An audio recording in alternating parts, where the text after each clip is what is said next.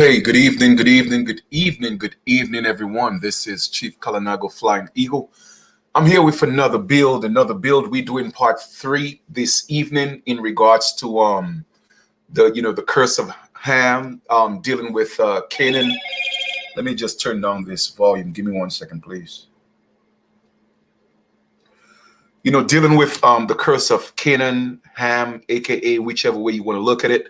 So I'm doing part 3 this evening. This will be the final part on that, just so you know. All right. We have a whole lot more to go through, but I'm just going to do part 3 this evening. All right. So first thing I want to do is acknowledge the Great Spirit, Universal Intelligence, the Great I Am, Universal Source. Definitely want to acknowledge my ancestors for guiding and protecting me always, and know that any weapons formed against me shall not prosper. All right. Because I'm highly favored. So just wanted to point that out. So guys, we got a lot, not a whole lot of reading. I mean, it's a PDF That PDF is also on the website because I like to give people the information to research themselves. So that's also on the website, www.ipnan.org.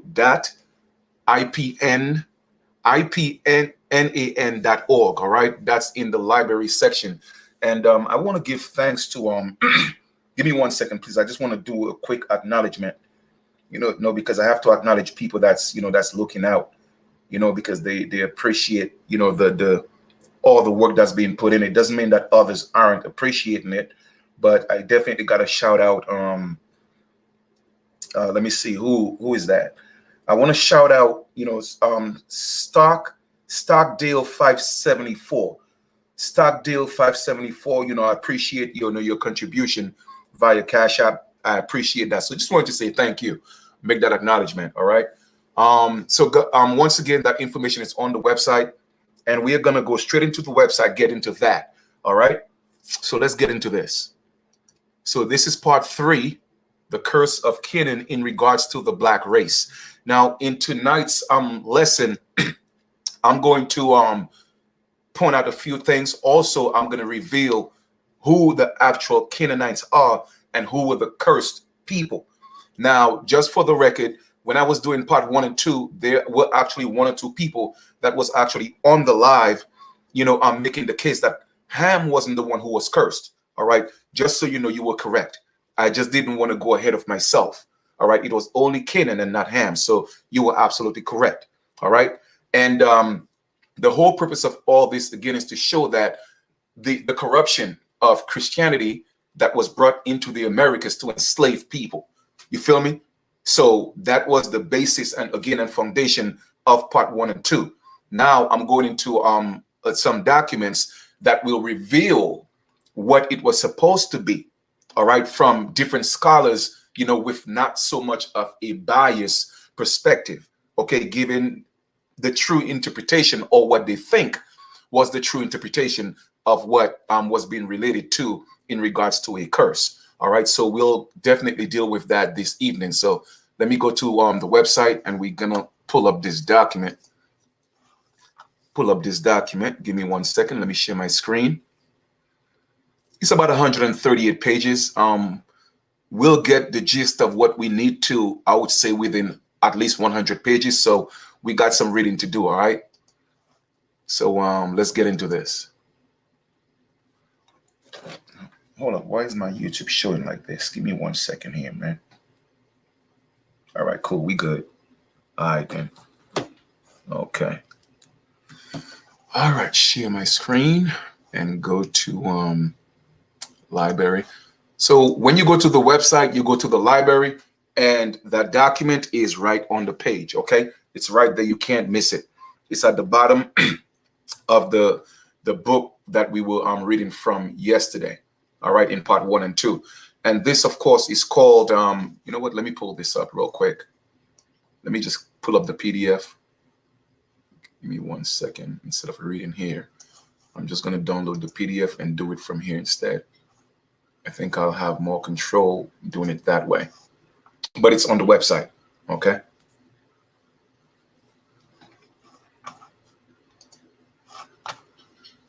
So in today's build, we're going to reveal who that curse was actually put upon in the Bible, and that will, correlate with everything that I've been talking about, in a lot of my lessons, okay? I don't want to give it away before we get there. So, but I'm excited, all right? So here we are. The PDF is on the website, and it's titled The Curse of Canaan and Its Relationship to the Black Race. And that's by Reverend William R. Glaze. All right, that's on the website, just so you know. Let me clear my throat a little bit, get myself ready mentally, because like I said, it's going to be a lot of reading. All right, so here we are. I'm excited, man. I love to read. I told y'all, I love to read, right? So that's just documents I've had in, I have in my archives, just to, bring different information for y'all, right? So this is a thesis submitted in partial fulfillment of the requirements for the degree of Master of Arts Theology, Liberty Baptist Seminar, seminary in May of 1984. All right, so that was written in May of 1984. We have the table of content, the introduction, etc., etc. And let's go to straight into the introduction. So we have chapter 1. All right, contextual analysis, text. And please note that you guys could actually you could if you so choose, you could make notes of these verses, or you could actually go to the site, like I said, www.ipnan.org. In the library section, you will find this PDF there. Okay, so you don't necessarily have to take to write it down. You could go straight to the website and get that and do your independent research. All right, so read along with me and let's do this. Okay, so Genesis 9:18 to 27. 18. And the sons of Noah that went forth of the ark were Shem and Ham and Japeth. And Ham is the father of Canaan. 19. These are the three sons of Noah, and of them was the whole earth overspread. Now, once again, let us make this very clear. Okay, this is pretty much from the Bible's perspective. All right, so we are not here to debate whether it is actually true or if it's fake, or whether the book was written by a sky daddy. We have already, given our own opinion on that. This is more so looking at the story and the curse narrative from the biblical perspective. That's what it's more so about. All right. So let's keep that in mind. So let's stay on point. All right. So these are the three sons of Noah, and of them the world was, or the earth was overspread, and that is in regards to the Christian Bible. Okay. 20. And Noah began to be a husbandman, and he planted a vineyard. 21. And he drank of the wine, and he was drunken, and he was uncovered within his tent. 22. And Ham, the father of Canaan, saw the nakedness of his father, and told his two brethren without. 23. And Shem and Japeth took a garment and laid it upon both their shoulders, and went backward and covered the nakedness of their father, and their faces were backward, and they saw not their father's nakedness. All right, so this is the premise of how the curse, came into play. All right, so we're reading the verses that kind of like led to that curse, so to speak. 24. And Noah awoke from his wine, and knew that his younger son had done unto him. 25. And he said, Cursed be Canaan, a servant of servants shall be unto his brethren. 26. And he said, Blessed be the Lord God of Shem, and Canaan shall be his servant. 27. God shall enlarge Japeth, and he shall dwell in the tents of Shem, and Canaan shall be his servant. So what we are reading here, once again, is from another perspective. The first one we read, it was strictly from a racist perspective. All right, that's why I said I had to maintain my composure, not get too emotional, because that was their interpretation of that. All right, so that's what we were reading. But now we are doing it from another, biblical perspective, but another scholar, and he's drawing different references from notorious other biblical scholars. All right, or jurists, if I may. Okay, the relationship of Genesis 19:18 to 27 to the Bible, Genesis 19:18 to 27. However, significant in its own right, must be examined in its relation to the entirety of God's word. Every passage of the scripture contributes some important element of the truth to the overall purpose and plan of the Bible. Okay, now I'm going to read this again. However, significant in its own right, talking about Genesis 9:18 to 27, must be examined in its relation to the entirety of God's word. Every passage of the scripture contributes some important element of truth to overall purpose, some important of truth. Okay, whether it may mean some important of lie, I don't know. I'm just reading what I'm seeing, right? And the plan of the Bible. This reality becomes even more astounding when one considers the fact that the Bible was written by some 40 different writers, okay, who wrote over a period of 100 years, yet the Bible is in reality but one book. So for those of you who don't know, all right, the Bible, again, the current one we have, or whichever Bible that you may subscribe to, it was written by some, like literally over 40 different writers. So people had different perceptions, so you have to tell me, right? If the Bible was indeed, okay, inspired and written by God, by men inspired by God, then we are talking about 40 different personalities of interpretations. Somebody would have to prove to me that these 40 writers, okay, were inspired by God and given the same message for them to be, okay, working together with some form of coherence. Obviously, there will be contradicting interpretations of what this so-called God gave them, unless they were all in unison, having the same mind, getting, over the period of 15 years, getting the same message. But that's left to be debated, all right? That is not the premise of the lesson. Just wanted to point that out. All right. But it did say that the Bible in reality is one book. The late Henry Thyssen stated that it has one doctrinal viewpoint, one moral standard, one plan of salvation, one program of ages, one worldview. Thus, it can be concluded that the Word of God also has one central theme, which is salvation through Jesus Christ. Having this basic definition for the theme of the Bible, it is now necessary to show its relationship to Genesis chapter 9, verse 18 to 27. Since the passage under observation is a pivotal point in God's plan of redemption, it becomes vitally important to the biblical theme of salvation through Jesus Christ for two reasons. First, it is important because it reveals the character traits of Noah's three sons in accordance with the blessing and cursing of verses 25 to 27. Pardon me. Noah's prophetic declaration established distinctive features which were to characterize his own sons. Moreover, the seriousness of this oracle is brought to light when it is coupled with the fact that Noah's sons are respective heads of the three ethnological branches of mankind. Now, we have to look at the definition of ethnological right here. Of course, it deals with ethnicity, but in a sense, it's the study of ethnic cultural groups, because that word is key. Okay, so we have to remember that word, ethnological. All right, remember that.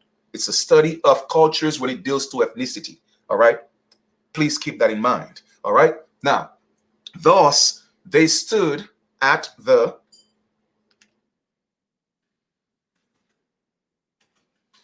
forefront of representing each group as God initiated his new plan of redemption. Against this setting, God instituted a program of promising blessing to those obedient in faith and cursing to those who are rebels. So we are not going to get into the semantics of the words right now. Well, be less and be less. Let us just read it for what it is, okay? This is the starting point for tracing the ancestry of Shem, Ham, and Japeth through the Bible, and to observe the manner in which God's curse of salvation was unveiled via them. Secondly, it narrows the lineage of the seed promised in Genesis chapter 3, verse 15, down to one race of people. Up until Genesis chapter 9, 18 to 27, the seed who was to bruise the head of the serpent was to come through a woman. This means that the much heralded Messiah of Old Testament could have come from any line of the antediluvian society. But after the flood, the seed was confined to one of Noah's three sons. Furthermore, in this passage, the seed finally became confined to one ethnological group. Verses 26 and 27 teach that God's redeeming seed was to come from the line of Shem, was descendants are known as Shemites. So we established that yesterday, that Shem, the bloodline of Shem, was actually the God's seed, okay? Thus, it is evident that this passage is germane to the central theme of the Bible. Relationship of Genesis chapter 9, 18 to 27 to the book of Genesis. This brief narrative on the new beginning of man is a fitting episode in a book characterized by beginnings.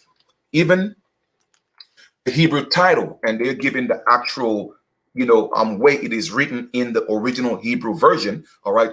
Even the Hebrew title, translated in the beginning, tends to set the tone for the book of Genesis. In the Septuagint, which I have a version of that book on the site as well, uses the term which can to the English Bible by way of the Latin Vulgate, being translated Genesis. This word is used because it describes the beginning or origin of all things. Hold on for a second. Let me see. I kind of moved up a little too fast. Of all things. Let me just scroll up a little bit. All right, here we go. Dr. Henry Morris, the famous creation scientist, makes the following observation. The word Genesis, of course, means origin, and the book of Genesis gives the only true and reliable account of the origin of all basic entities of the universe and of life. But once again, this is from a Christian perspective. All right, so it is what it is. We are not here to debate that, whether it's true or not. We're just reading it strictly from that perspective, all right, from an unbiased perspective, if I may. Indeed, the book of Genesis is a fitting background for the present passage under consideration. It is here that a renewed beginning is given to sinful man. This is the fundamental basis for the development of the new race. Therefore, it is imperative that the correct interpretation of Genesis chapter 9, 18 to 27 be presented, because herein lie the origin and early beginning of the new race. In other words, the relationship between this section of Genesis and the rest of the book cannot be emphasized enough. Because from this new beginning was the whole earth overspread.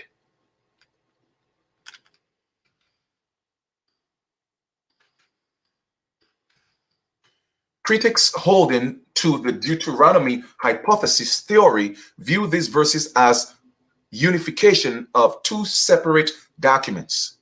They advance the idea that this passage contains two parallel but different traditions of Noah's family.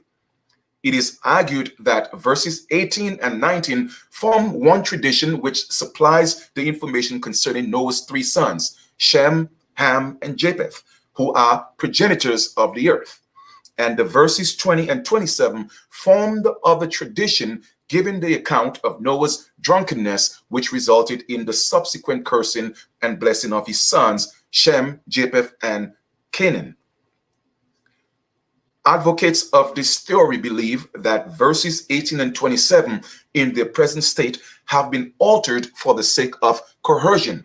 And that's what we were reading yesterday. That's why I read that first, to show you what religion has done, okay, through Christianity. Coercion, using that book, which wasn't intended for that at first. I doubt that. Okay, whether you choose to believe it was real or not, that's not the point. Okay, the point is it was used through Christianity as a form of coercion for rape, kill, steal, and destroy. All right, so this reverend is again solidifying what I just said. All right.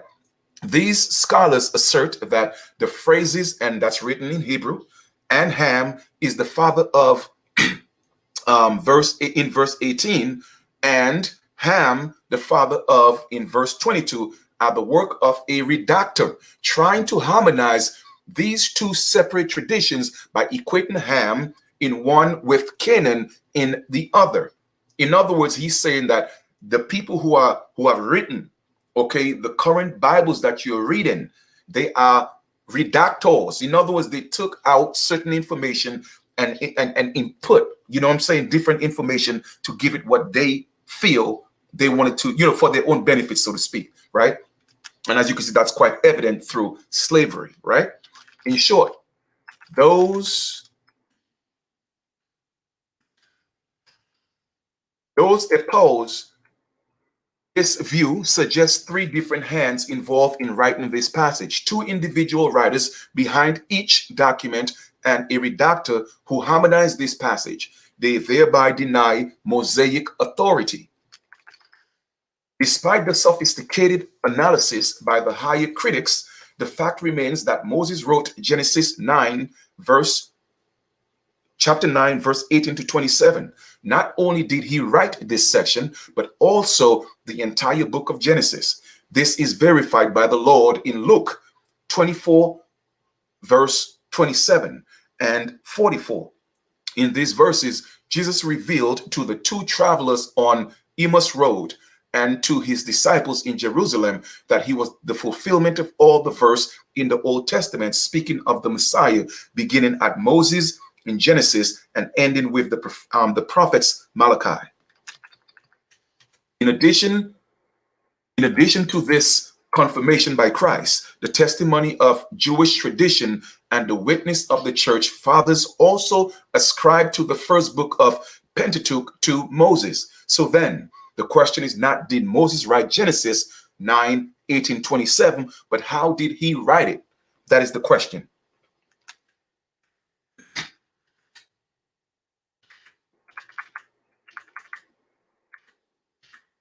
Based on the same conservative principles employed in determining how Genesis was transmitted to Moses, it can be conducted that this passage was given to him in one of three ways. Okay, so they're saying that, you know, the principles employed in determining how Genesis, okay, was transmitted to Moses, apparently from God, okay, it was done in one of three ways. So all this is speculative, all right? They are speculating how Moses got that information. A, that's the first speculation. God revealed it directly to him. B, beginning with Noah or one of his sons, it was passed down orally from generation to generation until it finally came to Moses, and he penned it under the inspiration of the Holy Spirit, which is called law, L-O-R-E, okay, passing down of tradition, culture, and laws through an oral history, L-O-R-W. And when Moses got the word, he make it law, L-A-W, which is now written. So written law is L-A-W, spoken law is L-O-R. Okay, just so y'all know. And C, the final one, someone during a shortly after the time of Noah recorded this event, and it came into possession of Moses, who rewrote it as guided by the Spirit of God. So they have three, okay, possible assumptions how Moses got that information in Genesis. Okay, number one, from God himself. Number two, through law, meaning that passed down orally, and someone who witnessed it and gave it to Moses, and he wrote it, guided under the Spirit of God. Okay, either way, they're all speculations. Date. This event took place shortly after the flood, but since there is so much controversy over the date of the flood, pinpointing a date for the happenings in Genesis chapter 9, 18 to 27 also becomes difficult. All right, so once again, no one has any substantive proof or evidence that the flood took place. All right, so we could say all that stuff is made up or it happened. We don't know.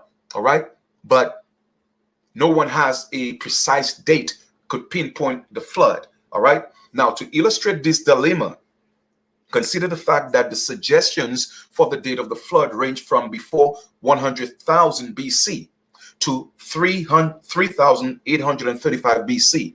Such able Old Testament scholars at Whitcomb and Morris curtail the time span when they agree that a careful study of biblical evidence leads us to conclusion that the flood may have occurred as much as 3,000 to 5,000 years before Abraham or Abram. Okay, according to Whitcomb and Morris, the date for Abraham is 2167 BC. Following this line of reasoning, the earliest possible date for the flood is 7167 BC, and the latest possible date is 3835 BC. Even though an exact date for the flood cannot be secured, It is possible, however, to establish the era in which it and the events of Genesis chapter 9, verse 18 to 27 took place. The amount of time that elapsed between the departure from the ark and the exploits of the passage are not certain, but it was long enough spell for Noah to reap the fruits of his vineyard and to also have a grandson, Canaan. So once again, all this stuff is speculative. No one has full proof. All right, I'm just pointing that out. All right. Conjecturally speaking, at least 1 year had to pass from the time they left the ark until Noah's drunkenness. Therefore, this deed, like the flood, must likely occurred between the 8th and the 4th millennia BC. The place, according to Genesis 8:4, the ark rested in the 7th mount on the 17th day of the month upon the mountains of Ararat. John Davis identifies Ararat mountain as being located in ancient Armenia, which is present-day Turkey. A careful look at a map of Asia shows that Mount Ararat is located about 200 miles north of Tigris, the Tigris River, on the eastern border of Turkey, just before entering Western Russia. Okay, now what a lot of people need to know is that Russia, Australia, that's why, once again, Sarah Palin could stay in her backyard and see Russia, because Russia was part of the Americas. Okay, I'm just letting y'all know that, which I've already said.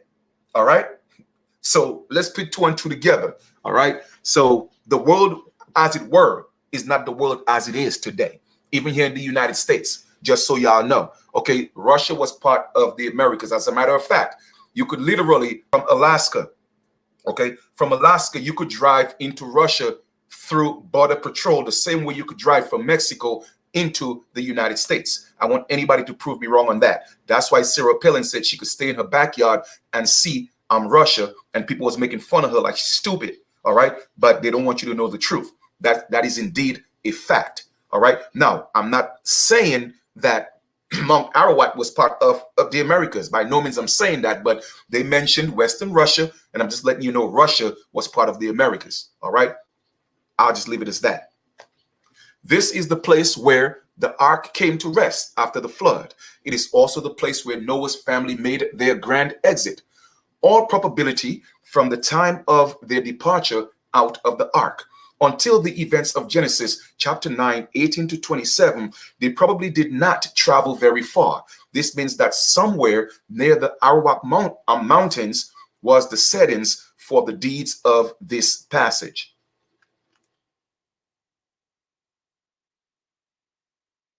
All right, for this passage.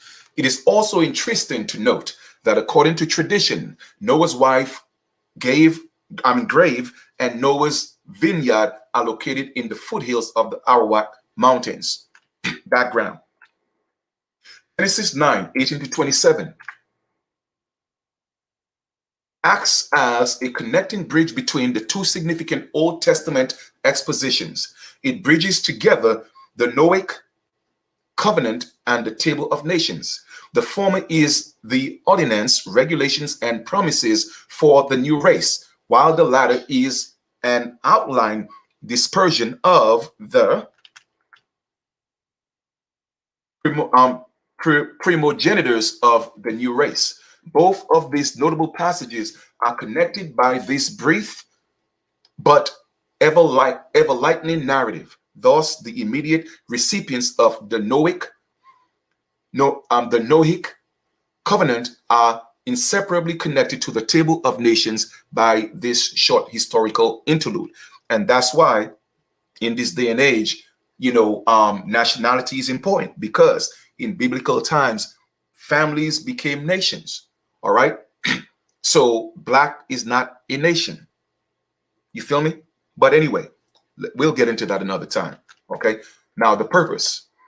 Umberto Casoto, late professor of Bible at Hebrew University of Jerusalem, explains the purpose in this manner. The purpose of this narrative in its present form is to characterize from the viewpoint of Israel's Torah the three branches of mankind that are descended from the three sons of Noah, and to illustrate their attitudes by reference to the personality of their progenitors. Literary style. The literary character of this passage is quite unique. It is written in two different and distinct styles. Verses 18 to 24 are in a narrative form, and verses 25 to 27 are in a poetical form. All right. Once again, for those of you who didn't know, Shakespeare was also a psalmist. He wrote in the Bible. Okay. Now you tell me if Shakespeare was inspired by God. I don't know. I'm just letting y'all know. But because they couldn't give him that credit, they had to sort of like incognito, so to speak, put his name in Psalms in two different passages. All right. Just pointing that out. The narrative section is used to develop the action of this historical account, while the poetical section is inserted to bring out the severity of Noah's prophetic oracle. The narrative lights the details of Noah's drunkenness and his son's reactions, while the poetical gives the consequences of these deeds. The two complement each other beautifully. In the former, there is suspense and intrigue, but in the latter, there is climax and conclusion. Sound like a movie to me, all right? And it is a movie, all right? The distinctive forms are cunningly employed in order to lead the reader from the valley of action to the mountain of results. The difference between styles is readily seen by the quick glance at the Hebrew text of Genesis 9, 18 to 27. Like English, the narrative parts of the Hebrew is written in full sentence character from margin to margin. The poetical section, also like English, poetry is intended and written in short lines called stitches. In verses 25 to 27, the crescendo reaches its climax in the elevated poetical style of Noah's statement. These verses 25 to 27 are very significant, and their literary style needs to be examined. Translated into English poetry, they look something like this. And he said, "Cursed be Canaan, a servant of servants shall be unto his brethren. And he said, Blessed be the Lord God of Shem." Robert Lane Hughes, a critical study of meaning of that Hebrew word in Genesis 9, chapter 9, 18 to 27, Dissertation, New Orleans Baptist Theological Seminary, 1965. 23. The word order of this poetry basically appears here as it does in the Hebrew text. The dashes between the words are used to separate the English words and phrases which corresponds with each individual Hebrew term. The double virgule indicates a major pause which marks the end of the verse, and in the single virgule indicates a lesser pause which is used to designate the end of the stitch. For brief but concise discussion on Hebrew poetry, they give you a citation to see Hazel Bullock, An Introduction to the Old Testament, Poetical Books, and Chicago, Moody, 1979, page 41 to 48. And he shall be Canaan, a servant to him. He shall enlarge God Japeth, of Japeth or Japeth, and he shall dwell dash in the tents dash of Shem, and he shall be dash Canaan / a servant / to him. Outline number 1. Noah's sons, chapter 9, 18 to 19. A, their prologue. B, their purpose. Number 2, Noah's sin. Chapter 9, verses 20 to 24. A, the sin. B, the sin results. Number 3, Noah's sentences. A sentence to doom Canaan. B, a sentence to deliver Shem. And C, a sentence to dwell Japeth. Okay. Historical interpretations. Genesis 9:18 to 27 has been the basis for many demeriting views concerning the black race. And this is, again, once again, the focus of these lessons, all right, to really prove and see if what's being said in the Bible is true, number one, and if it was just the act of Christianity by some people to enslave the black race and put them down, all right? So that's the main focus of these three parts right here, all right? Now, in the interpretation of it, three basic elements have been stressed by those who advocate a racial curse. Number one, that blacks are doomed to perpetual servitude. Number two, that blacks are inherently inferior to all other races. And number three, that blacks are indelibly marked with the darkest color possible. Historically, there seems to have been distinctive periods when the derogatory racial aspects of these verses were greatly magnified. This has resulted in the recent attitudes of segregation present in the United States. All right. For instance, the scripture was the favorite text of Southern preachers during the Civil War, as they asserted the right of white men to enslave the Negro. Once again, that was done through Christianity. All right. This racial bias led to ideas of white supremacy and black inferiority. Sad to say, this was preached dogmatically for years and accepted as truth. Today, the curse of Ham myth is an unrecognized source of racial segregation even among earnest Bible-loving Christians. Though this dogma seems to diminish as time passes by, the aftermath is still present in many fundamental evangelical churches. In this, the 20th century, there are Christians who have a difficult time accepting blacks in their worship service. How the Lord must grieve when he observes that the most segregated hour of American society is 11 o'clock Sunday morning. Just think, this misunderstanding is based partially or wholly on a false interpretation of Genesis chapter 9, verses 18 to 27. On the following pages is a brief history of interpretations concerning the curse of Ham, the myth.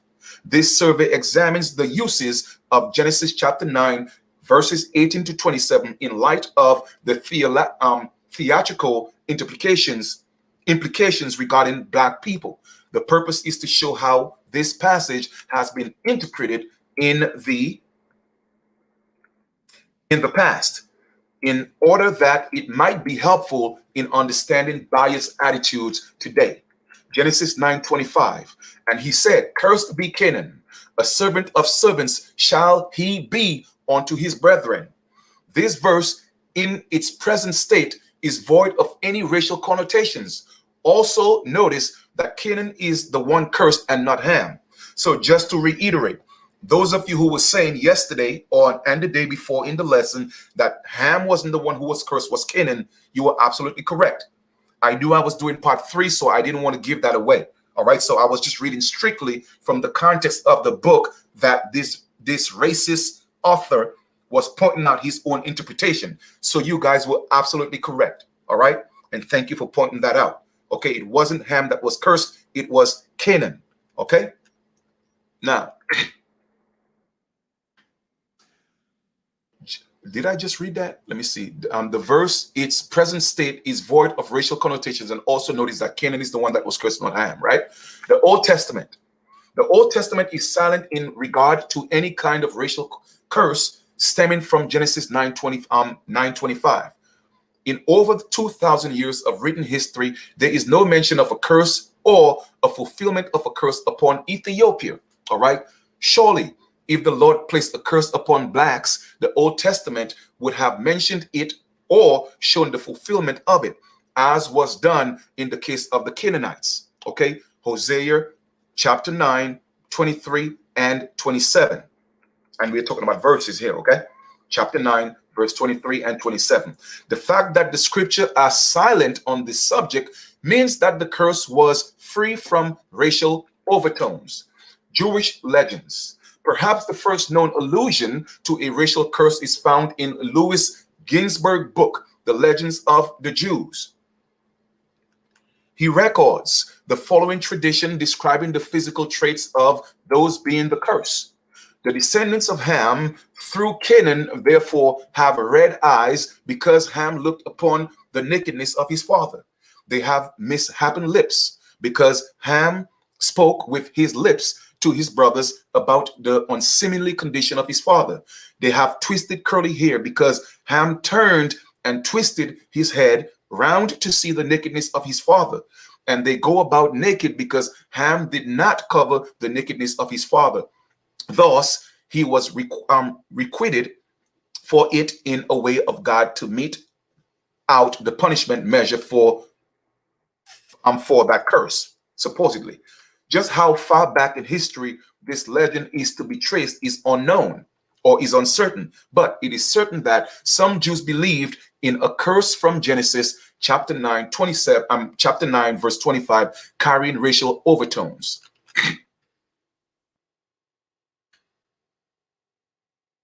Jewish Midrashim. The Midrash, Jewish, I hope I'm pronouncing that correctly, Midrash, a Jewish commentary on the Old Testament collected between 100 BC and AD 300, contains many remarks and suggest racial implications of the curse.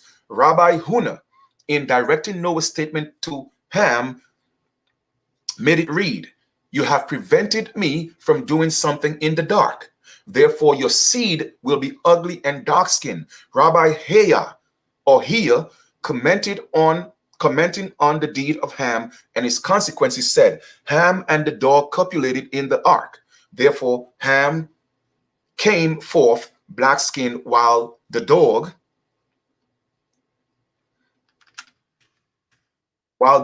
publicly exposed its copulation." Slave owners and Christians who accepted this statement and biblical concept of hereditary sin had to conclude that the treatment slaves were getting was about what they deserved. These unfounded conclusions have confirmed the institution of slavery in the hearts of men who are void of Hebrew learning. Okay, so now they alluding to the that the slavery that was instituted was of a Christian view or interpretation of the Hebrew Bible. So they used it to their benefit. They changed words, did what they had to do, okay, to glorify or put a stamp on slavery coming from the word of God, okay? The Babylonian Talmud. The Talmud, circa 200 to 500, continued to carry these rabbinic expressions dealing with the interpretation of this passage in Genesis 9. The Babylonian Talmud identified blacks as descending from Ham, who was cursed with blackness because he had castrated his father, or because he had sexual relation on the ark in relation of God's command. All right. Now, if that were the case, I wouldn't be mad. I mean, if the world is going to end, you might as well get some, right? But anyway, that's just a side joke, right? Islamic era, okay? After the 6th century, these Jews' legends began to die out, but another group began to capitalize on the curse of Ham myth. Before these rabbinic expressions were completely defunct, pre-Islamic Arabs may have already begun to equate blacks with slavery and debasement. So like I told you before, every religion was an army, and they were used regardless whether it was Judaism, Islam, or Christianity. They will all use, okay, that verse to enslave people. All right. There is a passage in the Quran which seems to allude to the post-flood events concerning Noah and his family. It says, "And it was said, earth swallowed the waters, and the heaven abate, and the waters subsided. The affair was accomplished, and the ark settled on El Judai. And it was said, away with the people of the evildoers. And Noah called upon his Lord and said, O my Lord, my son is of my family, and thy promise is surely the truth. Thou art the justice of those that judge. said he, Noah is not of thy family. Noah, he is not of thy family. It is a deed not of righteousness. Clearly, this passage in itself is free of ethnic prejudice, but coupled with the biblical account of the curse of Canaan, it led Muslims to become the first group to convert slavery to a racial institution. Muslims characterize blacks as shiftless, lazy, and subhuman. They made remarks such as, the only people who accept slavery are the Negroes, owing to their low degree of humanity and their proximity to the animal stage. Many have seen that the ape is more capable of being trained than the Negro and more intelligent. These types of remarks seem to typify the attitude of Muslims during that era. These views were definitely linked with the curse of Ham myth, which Taberi, a Persian historian, identified Ham as the father of the black man. He said, Ham begot all blacks and people with curly hair. Noah put a curse on Ham, according to which the hair, of his descendants would not extend over their heirs, and they would be enslaved wherever they were encountered. 15th century. As the exploration of new lands increased, so did the need for slaves. By the 15th century, Negro slave trade began to flourish. Countries such as Portugal, Spain, England became seriously involved. During this era, slavery was not only recognized as a civil law, but also as according to a divine law. Foreign slave traders developed many myths about the black man in order to promote the cause of slavery. Once again, this cashed in on the opportunity to use Genesis chapter 9, 18 to 27 as proof of text. Richard Jobson, a European slave trader, took advantage of the myth to comment on the origin of the so-called huge sex organ of the black male. He remarked that the enormous size of the virile member of among the Negro was infallible proof that they are sprung from Canaan, who for uncovering his father's nakedness had curse laid upon that part. So basically, one of the writers said that because he uncovered his father, they cursed him, and that's why Negroes have big jump offs. Well, if that's a curse, then it's all good. I'm just saying. I'll tell you, man, it's funny, man. Like sometimes you just gotta laugh, okay, at the way, people who call themselves scholarly, you see what I'm saying? The length they would go to validate, what they are doing. You know what I mean? So I guess God in heaven, cursed us, with long johns. You feel me? All right, then. Well, I'm good if that's a curse. Well, you know what? Hey, it's all love. On another occasion, during the 15th century, as the slave trade continued to grow, a Portuguese let me pronounce that word. Give me 1 second. A Portuguese chronicler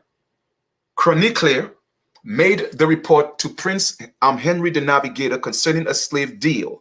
He told a wealthy Moor, a North African, once again, every document, Moors are North Africans. Let's just point that out, even if this is not the subject of, what we're talking about. But once again, Moors are North Africans who was captured on the Saharan coast.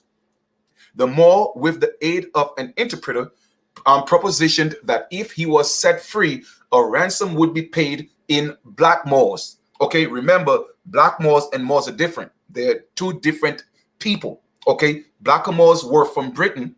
Okay, and Moors were from North Africa. All right, wanted to point out the difference. All right, as you can see, it's being stated that the Moors would be paid with black Moors. Okay, black Moors, right? At this point in the report, the chronicler stopped and noted, these blacks were Moors like the others, though they're slaves in accordance with ancient custom, which I believe to have because of the curse which after the deluge Noah laid upon his son Cain, causing him in this way that his race should be subject to all other races of the world. As can be seen, the curse was extensively used to promote the cause of slavery during this time. Many times neither the reference nor the characters see Cain used for Canaan in the preceding quote are certain to those using the myth, but it is unquestionably stated that blacks are cursed. 18th and the 19th century. During the early part of the 18th century, the curse of Ham myth was popularized in America. Once again, it became popular. All right. This was mainly due to the fact that the large number of slaves were needed to help the early Christians settlers break into their new land, and this myth was handy for them to use in justifying slavery of a Christian perspective. All right. So once again, as you could see, we were not Christians. Christianity was brought into the Americas, and that passage was used to justify the enslavement of people they considered to be black or from Africa. Okay. Josiah, a priest, a New York harness maker, went to the great extremes to prove that the blacks were under the curse of Genesis 9:25. He has written a composition which is over 400 pages in length, and in his work, he is guilty of much faulty exegesis, which is a study of origins. All right. Priest version of Noah's conversation with Ham goes as follows. It is determined by the Creator that you and your people are to occupy the lowest conditions of all families among mankind, and even be enslaved as brute beasts, going down in the scale of human society beyond and below the ordinary exigencies of mortal existence, arising out of war, revolutions, and conflicts, for you will and must be both in times of peace and war, a despised, a degraded, and an oppressed race. Okay, now once again, when you have this type of education and this type of mentality being taught to our children in schools, what do you expect? Okay, because these are the people that's teaching in the schools. I just want y'all, I'm just making a side note of that. All right. Now, with his unwarranted views concerning the curse and the blacks, priests set the background for all classes of people to utilize the myth for their own personal gain in America. Politicians, historians, writers, and Bible commenters were numbered among those cashing in on the curse. Once again, Christianity was used as a cash cow, which is still being used today. Okay, what's his name? Walter Plecker was a Christian. Mark Twain, writing in the late 19th century, used the curse of Ham myth to climax a key scene in his novel Podhead Wilson. The book centers upon two boys, Tom, the intelligent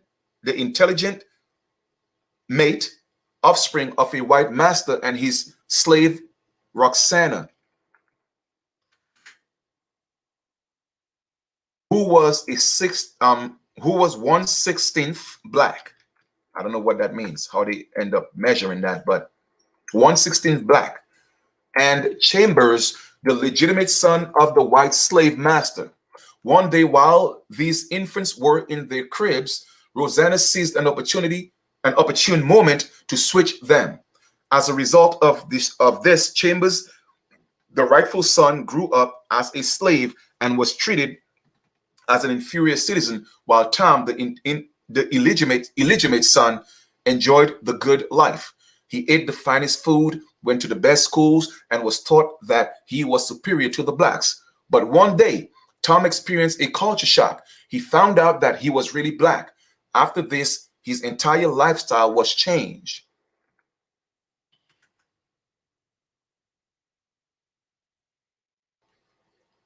He began to feel inferior, and his actions reflected in his feelings. One day, as he brooded over his loathsome predicament, he said to himself that the curse of Ham was upon him. Twain's easy reference to the curse without hesitation or comment reveals that it must have been a part of his readers' cultural vocabulary. Philip Schaff, the great church historian, also held the view that blacks were under a curse and subjected to the servitude. He said, the curse has affected nearly the whole posterity of Ham.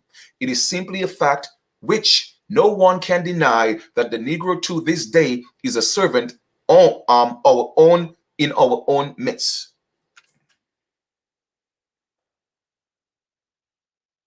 One politician used the curse myth to promote a bill for capturing and returning escaped slaves to their masters.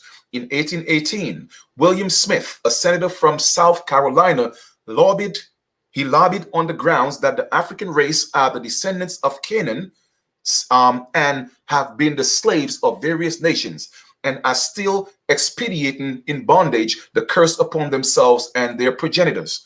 Listed above are just a few adherents of the curse of Ham myth. To be quite frank, the list is inexhaustible. All right. In other words, there is so many different sources, okay, and people teaching that nonsense. Y'all have to realize that, okay? The list is inexhaustible, okay? It will get you tired looking for the list of people who believe that myth. Let us read some more.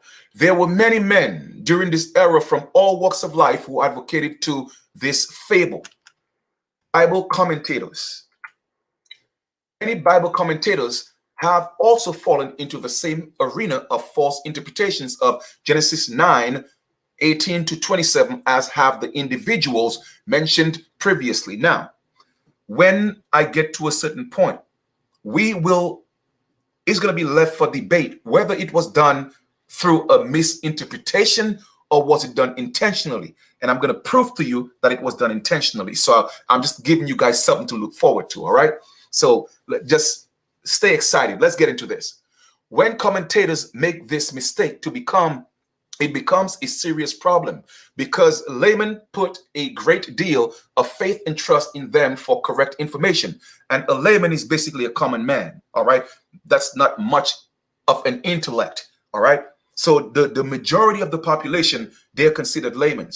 That's why they see sometimes in layman's terms, okay, in terms not being perceived, certain things are not being perceived by the average mind. Okay. And that's why people become sheep, because they don't step up to the rank of being a shepherd and study for themselves to show themselves improved. All right. So I just want to point that out, what a layman is. Okay.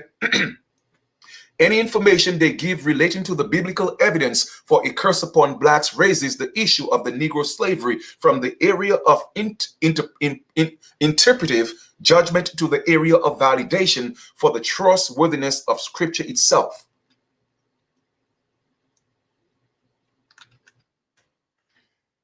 Keel and Delitzsch believe that the curse can be seen first in Canaanites because they were captured and exposed to the worst forms of slavery. Keep that in mind. All right. The Canaanites was exposed to the worst form of slavery. Please, family, make a note of that. Okay. Make a mental note, rather, because this is crucial. They also believe that the curse can be further seen in the other descendants of Ham, who either shared the fate as the Canaanites or still sigh like the Negro. For example, other African tribes beneath the yoke of the most crushing slavery. Pink reinforces the position that Keel and Delitzsch. He proposed that the range of Genesis chapter 9:25 goes far beyond Canaan and his descendants. He maintains that the whole of Africa was peopled the descendants of Ham, and by the following history of that mention, one can see that for many centuries, the greater part of the continent lay under the dominion of the Romans, the Saracens, and the Turks. He concludes with, as is well known, the Negroes who were for so long slaves of Europeans and Americans, well, we're going to say United States, because we have to distinguish between the United States and America. Okay, so every time when I see Americans, I'm going to say United States, okay? As well known, okay, the Negroes who were for so long slaves of the Europeans and United States also claim Ham as their progenitors. That's what they were taught. I never claimed that, all right? But they identified us as Negroes. Excel also represents this viewpoint by advancing that the offspring of Ham dwelt in Africa and have lived and still live in the most degraded state of subjugation. And that's what they are teaching Africans. You see what I'm saying? That's why I tell my African brothers and sisters, all right, you know, you have to let go of this Christianity, man. Okay? If you're going to learn it, at least learn it in its true context. You feel me? Not that you're inferior and that your God looks white. That's crazy. But anyway, let us continue. Since Africa was labeled as a slave nation, all right, by several European nations, Excel believes that this is proof that the fulfillment of Noah's prophecy. All right, now let's keep in mind the entire land of Africa, all right, or continent of Africa was considered to be a nation of slavery. All right, keep that in mind. And that wasn't done by, once again, it wasn't done by the pale man. It was done by different ethnic groups that you would call black. Okay, just so you know. All right. And then I will again solidify all what I'm saying when we get down to when I told you, keep in mind that Canaan, okay, faced the worst form of slavery. Okay, keep in mind. So let's keep that thought. Rice candidly identifies blacks as the recipients of Noah's curse. His initial statement on the subject at hand leaves a bit of ambiguity in the mind of the reader as to his position when he says, we are not told that the curse of Canaan was on the other descendants of Ham. However, in his following comment, all uncertainty is removed. We do not know that the curse, was to continue for many generations as a racial matter. It does seem that in the history of the world, certain races of men have more often been subjected to others. The Mormons, and of course we read that in one of the lessons before, all right, from the Book of Mormon. The Mormons, for many years, the black man had been banned from obtaining the priesthood in the Mormon church. So once again, let me digress here for a second. Why do you think the Mormons have the biggest ancestral and family tree records in the United States? Because they are also the ones who are pushing the Christian theology, all right? And they're hiding the fact that the original aborigines of this land, until I had to get that interview from that dude, and he finally spoke the truth. But at the same time, they're saying that we got our skin from a curse. But he did admit that the original people of the Americas were so-called black people. I pulled that out of him. You feel me? So it don't matter what you do, from every perspective, every direction, I'm proving to everybody that we are and we have always been the original people of this land. Okay? Now, in the early 1970s, an article was published which reaffirmed the Mormons' ban on blacks in the priesthood. This article, David McKay, a former Mormon president, stated that the reason why blacks were banned from the priesthood, the reason is a curse of Canaan and the American Negro. That's page 104. You could get that information found in the book of Abraham, okay, which is located in the Pearl of the Great, i.e., a compilation of translated hieroglyphs by Joseph Smith. The reference is about Pharaoh, the king of Egypt, and a descendant of Ham. It says, 21. Now this king of Egypt was a descendant of the loins of Ham, and was a partaker of the blood of the Canaanites by birth. So in all the reading that we have done, they at least admitting to the fact that the Egyptians were so-called black. Okay, 22. From this descent sprang all the Egyptians, and thus the blood of the Canaanites was preserved in the land. 23.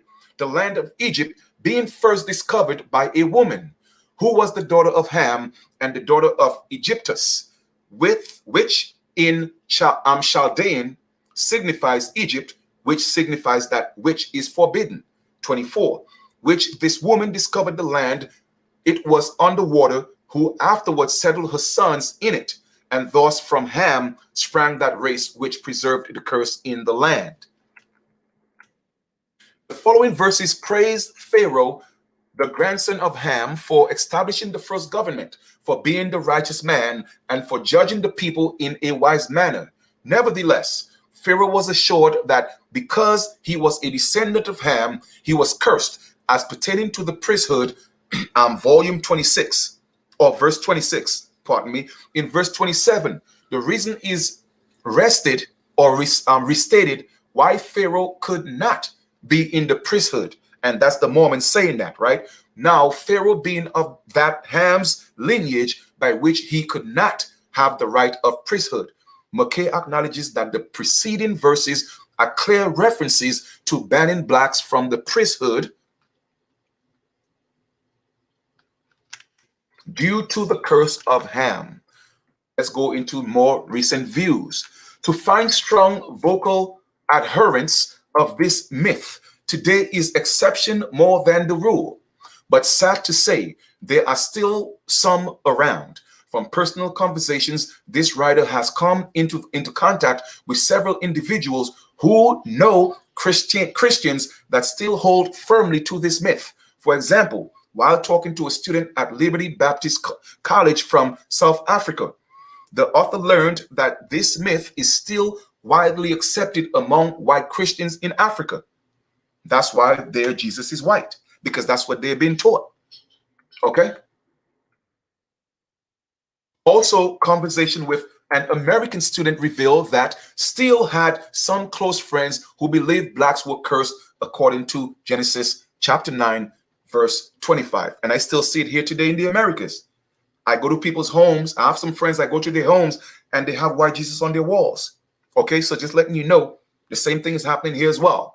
Though the myth is not greatly used today to promote black inferiority or servitude, it still has influenced attitudes of racial segregation. Segregated neighborhoods, clubs, schools, and churches are not unknown in the 1980s.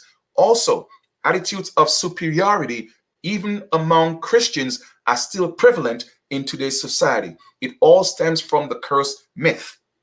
Francisco Atley states that the curse fable is unrecognized source of common saying a Negro is all right in his place, by which is meant that his proper position is secondary to that of the white man. Francisco the Curse on Canaan, page 8.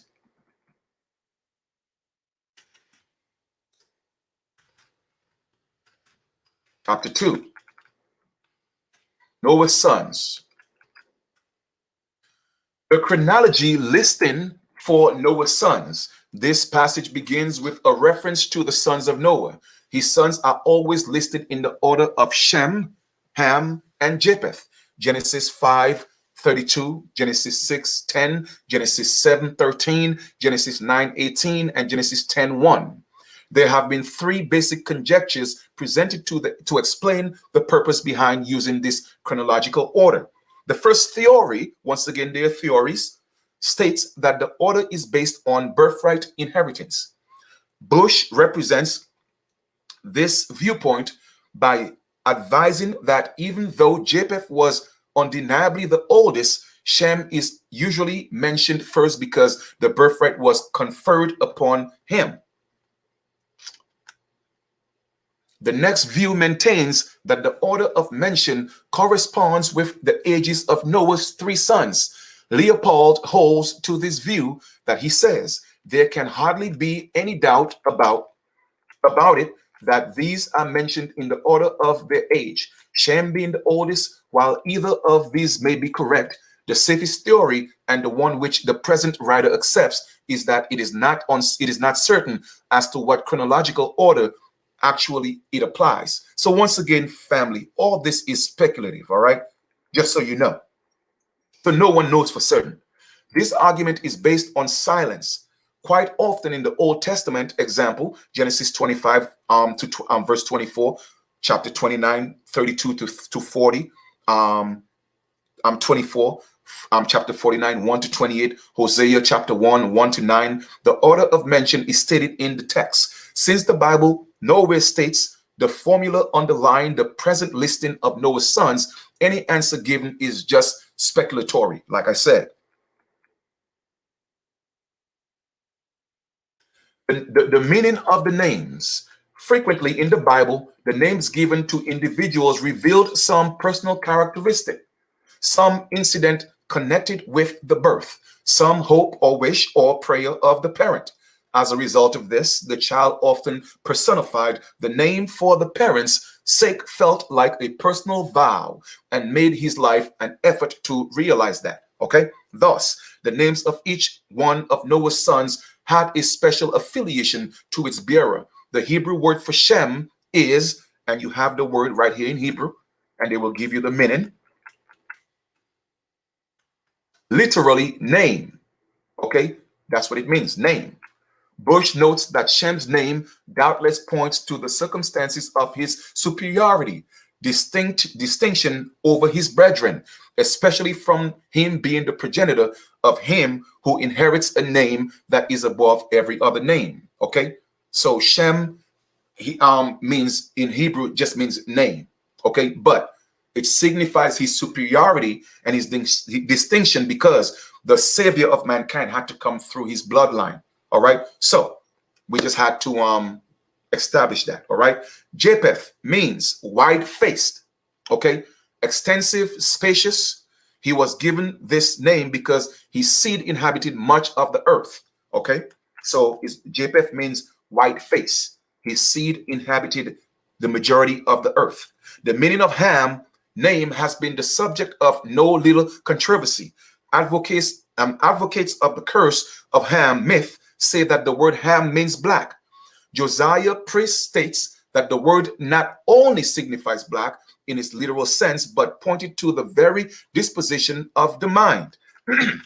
Yet, statements such as this cannot be supported by the Hebrew lexicography. Notice the following meaning for the word Ham: warm and hot. Warm and hot. Therefore,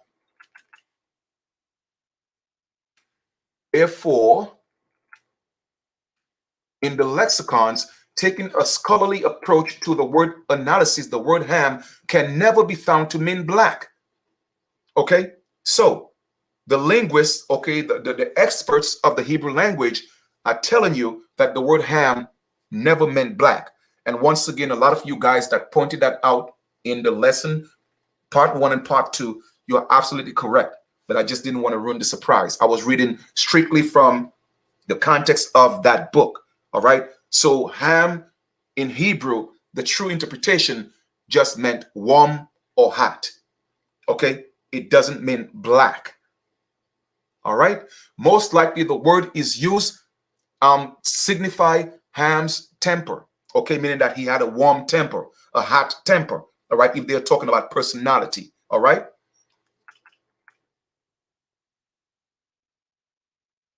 Ham, the father of Canaan. It was shown earlier that many scholars believe the phrase and Ham, the father of, you have the Hebrew word, is an insertion by a redactor. Okay, somebody who took away some information of the original meaning of the word warm or hot tempered and switched it to being black of the skin. Okay, they theorized that the redactor amended the text by making Ham emerge as the offender rather than one who committed the deed, i.e. Canaan. Those who oppose this belief say that the narrative should read Shem, Japeth, and Canaan instead of Shem, Japeth, and Ham. Family, pay attention to what I'm saying here, okay? So it wasn't, in actuality, it wasn't Ham who committed that whatever heinous crime or sin that was. It was Canaan. Okay? It was Canaan. And that's why Canaan was the first, that experienced that type of barbaric slavery. So make a mental note of that. But they redacted, okay? And they put Ham in there, which in Hebrew means warm or hot in relate to his temperament. Okay, that's what it meant. It never meant Ham was black. All right, just wanted to point that out and emphasize that.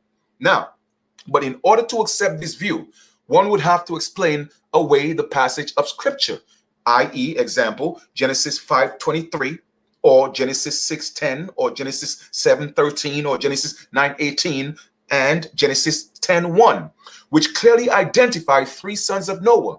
Also, with Ham, the father of is the work of redactors trying to synchronize the sin of Ham with the curse of Canaan. He could have done it more effectively without leaving such a rough trace. The significance of this phrase is better understood when it is first viewed as a preliminary announcement in introducing Ham's son to the narrative for the purpose of identifying him to the reader, in conjunction with the story that it to follow. Second, it should be viewed as a reference to the relationship of the character qualities between Ham, Canaan, and the Canaanites. Casuto supports this as he briefly states that Ham actions merely symbolizes the practices of the children of Canaan. Ross also, reasoning along this same line, states the reference to Canaan would call to the Israelites' mind a number of favorable images about these people they knew. For everyone familiar with the Canaanites would see the same tendencies in their ancestor from the decisive beginning.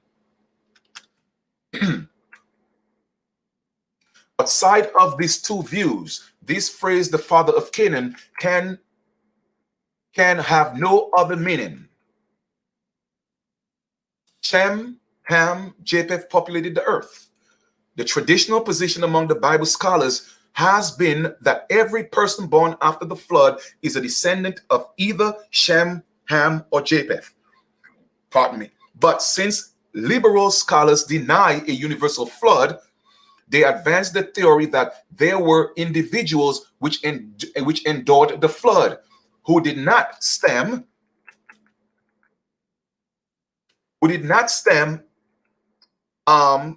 Noah the righteous man. Okay, so once again, there are scholars who are, refuting, okay, that everybody came from Noah or from the three sons of Noah. So once again, all this is speculative, all right? Every culture, every religion have their own creation story. This is just the Christian version of their story, okay?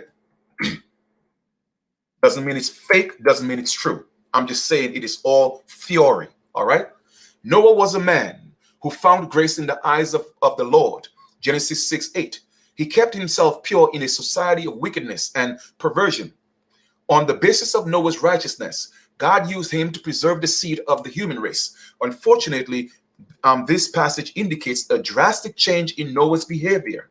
This has moved from some commentators to suggest that someone other than Noah is under scrutiny in this segment of the passage. On the contrary, this was the same spiritual giant who triumphed over evil before the flood. Francisco makes the following statement concerning Noah's post-flood actions. The man who had weathered the ridicule of his neighbors and every storm of the flood could not meet the challenge of the time of peace. Noah the husbandman. In verse 20, the Hebrew phrase, and here's the Hebrew word, has cursed translations to produce a variety of different translations.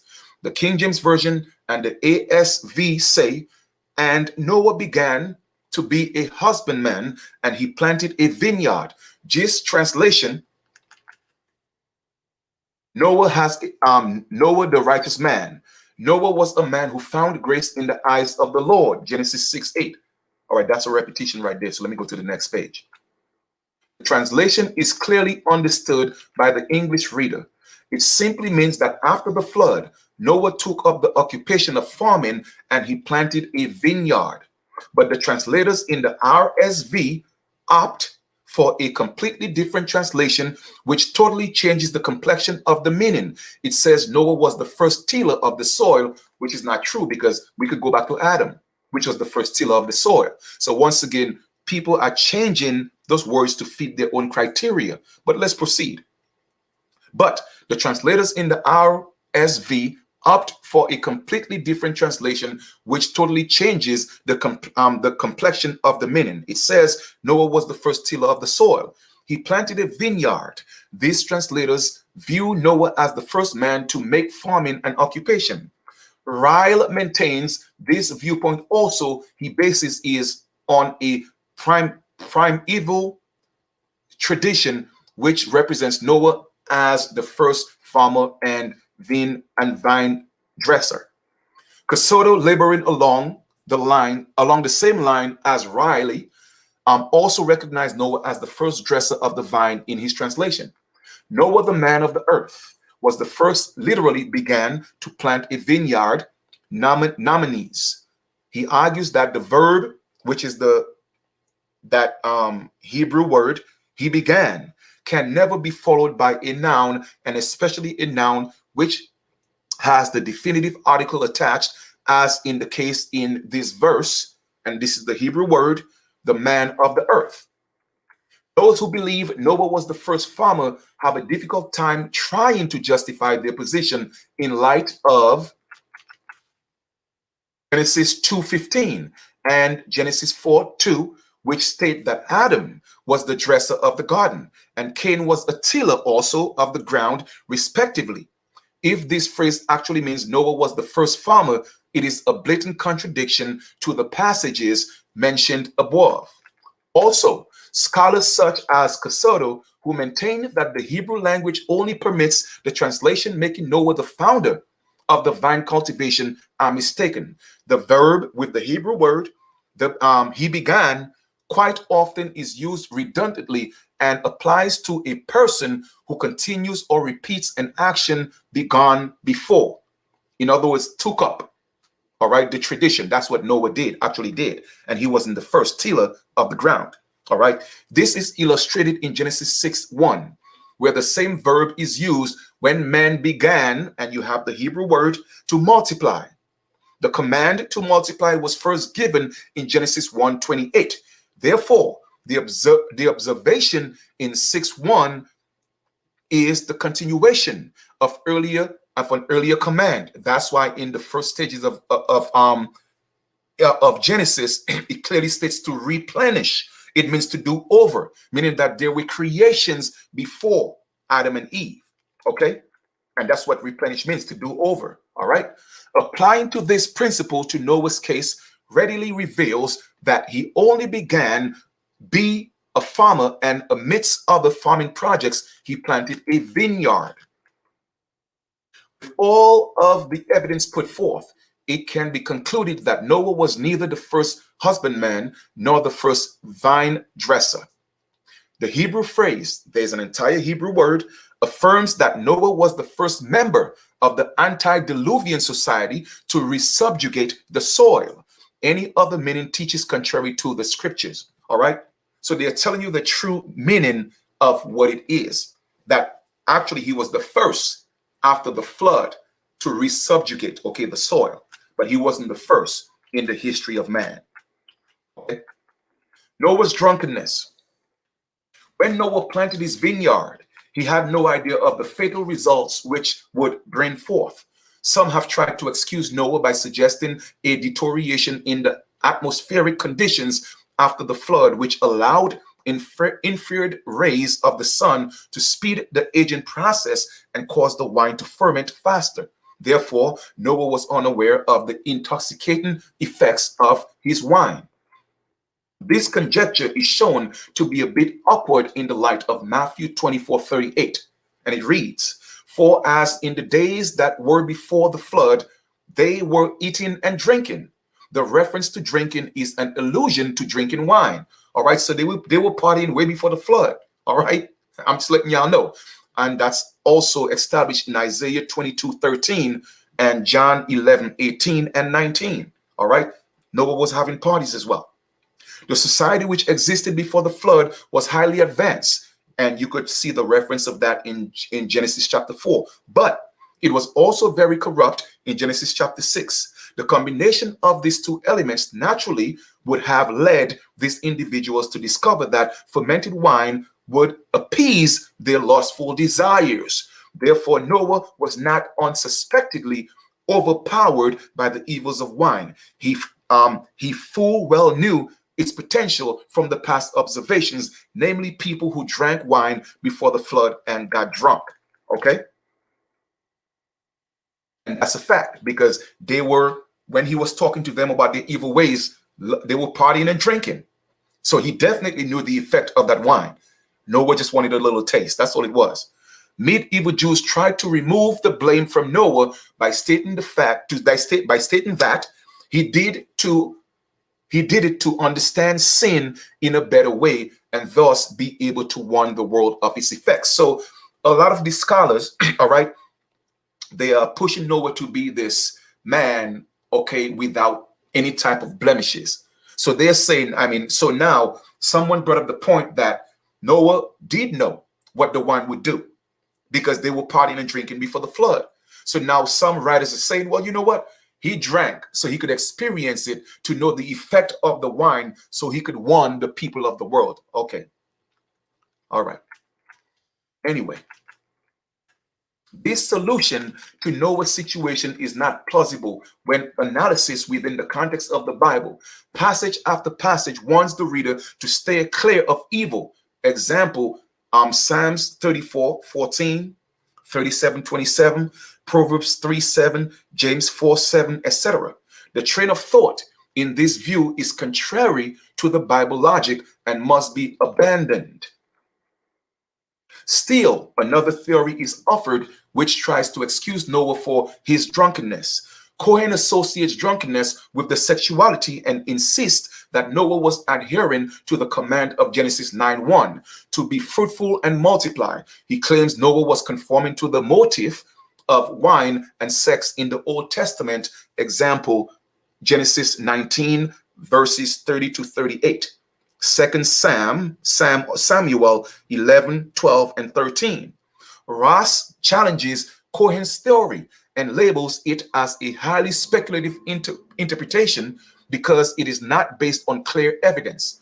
Ross reveals the absurdity of Cohen's theory when he speaks of later biblical references which show the drunkenness and nakedness to be shameful and wickedness. Why did Noah allow himself to become susceptible to the damaging effects of liquid devil? The answer to this plight is easily seen. Noah was a righteous man, Genesis 6:9, and his intention was not to become intoxicated.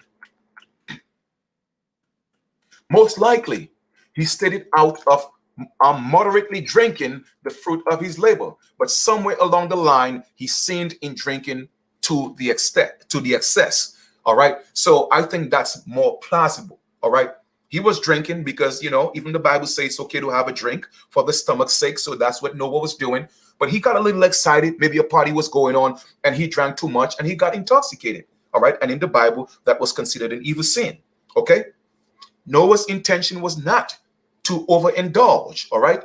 But he did. And the consequences of his overindulgence were fatal. All right. Now, this is conductive reasoning here. Okay. The validity of Noah's oracle. Over the years, some confusion has surfaced over the validity of Noah's oracle.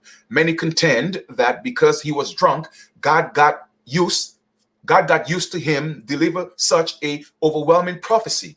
Tilson's viewpoint is illustrative of those who accept this teaching. He says, the deliverer of the curse is not God, but Noah. And Noah pronounces it sometimes, it seems, before his return to complete sobriety. It is not a rather precarious business to hold God responsible for the curse of any man. Should we not be even more reluctant to hold God responsible for the curse of a drunken man? The same basic argument is offered by Ross. It has Noah not good. It was Noah and not God who cursed Ham. And Noah, after his disgusting drunkenness, was in no position to pronounce a righteous curse on anyone. Viewing this dilemma from an objective perspective might compel one to ask the question, was Noah's prophecy valid in the light of the circumstances? That's one question. This is a fair question to ask, regardless of whether it was a sober or a drunk when the declaration was given. In the answer to the previous question, yes, Noah's prophecy was valid.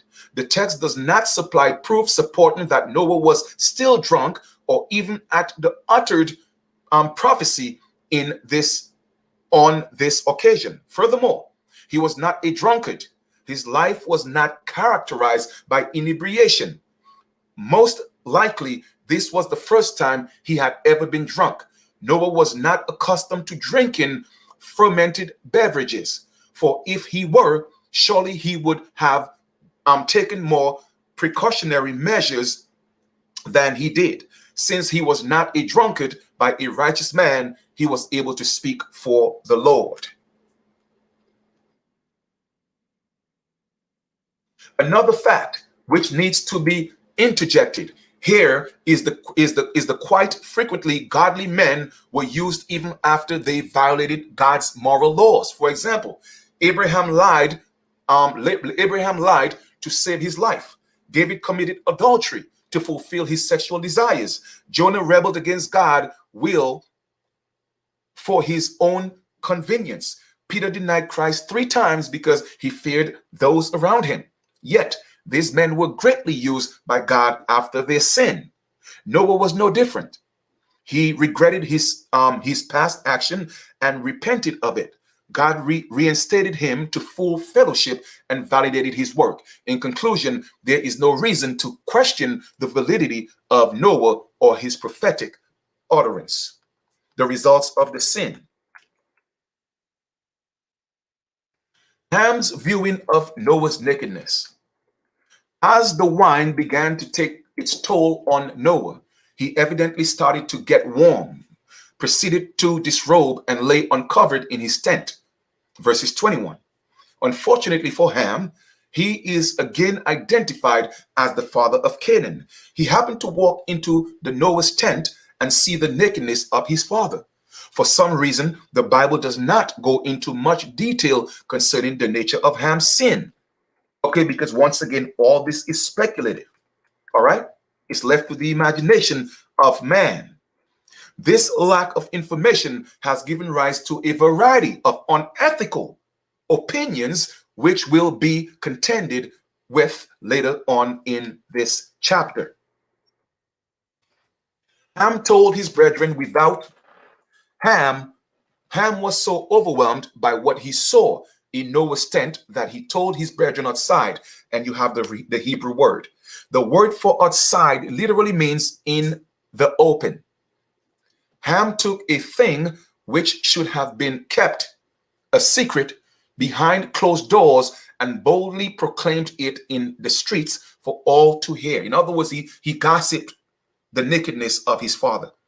Many commentators suggest he did this with great delight, since Ham held little esteem for his father. He handled the situation in a tactless manner. This was an occasion in which his true feelings for Noah surfaced, because at the time when Ham's trust and confidence were needed the most, he joyfully announced the scene he observed. Shem and Japheth's reverence. Shem and Japeth did not rejoice in the words of their brother.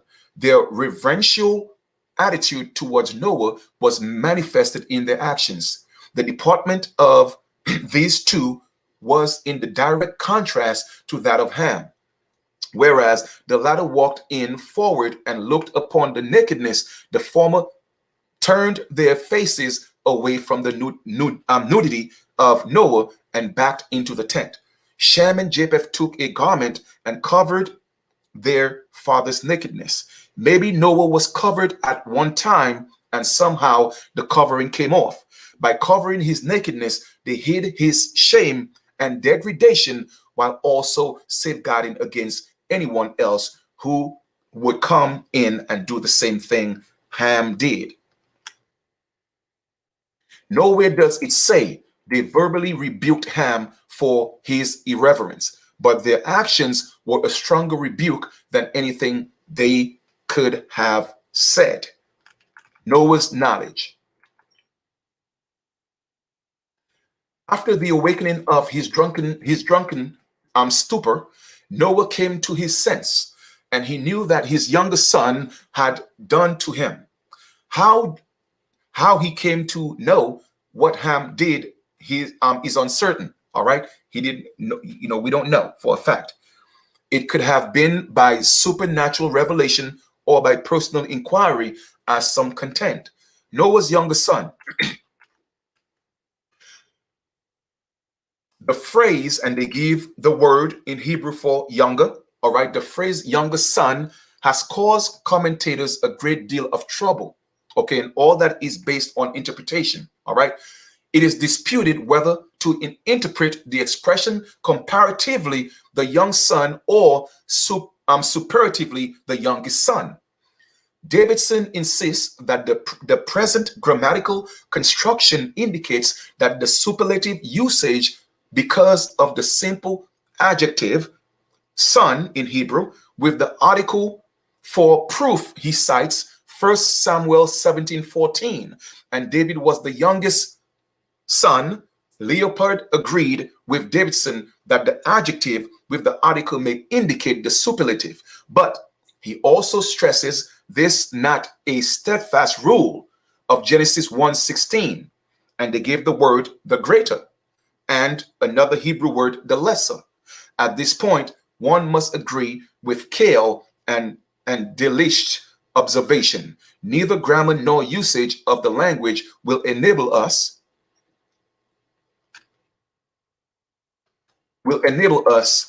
to decide. So once again, regardless of the interpretation of the language that was used, okay, it is hard to decide what the youngest son means. All right, so again, it is left to speculation. All right, so let us go look at a few of the speculations right now. Since Hebrew grammar and language on this subject is a bit ambiguous, all right, meaning that it is not concise, all right. It is not precise. It is open. It's general. It is too general. That's what ambiguous means in layman's terms, right? It is necessary to consider the area of the biblical hermeneutics in order to understand the meaning of the phrase younger son. There must first be a brief analysis of another verse which lists the three sons of Noah in Genesis 5, chapter 5, 32, and chapter 6, verse 10, and chapter 7, verse 13, and chapter 9, verse 18, and chapter 10, verse 1. They are listed in the order of Shem, Ham, and Japeth. As discussed earlier in this chapter, the above order mentioned can be either age or birthright. The Bible is not clear on which it is, but whichever one is correct, Ham appears in the second position. Also in Genesis chapter 10, verse 2, 6, and 21, Ham is listed in the middle. Example, Japeth, Ham, and Shem. Pardon me. And in light of verse 21, this listing could be referring to age. Nevertheless, the important point is that everywhere the sons of Noah are mentioned, Ham is sandwiched between the other two.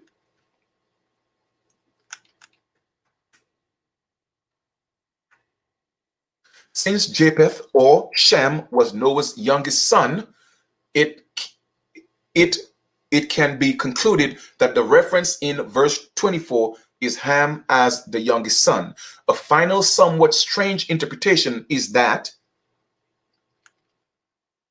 reference to the younger son is not to Ham at all, but to Canaan. This is found in an idea of a younger son being able to represent the word grandson. Some advocate this viewpoint, say the literal translation of 9:24 is when Noah knew that his little son or grandson had done unto him. a translation such as previous one must be immediately discarded, because verse 22 reveals Ham as the progenitor of the deed, thereby showing that he was the youngest son. Although the phrase deals with Ham's relationship to Shem and Japeth, it is not an issue of Ham's of the verses Canaan.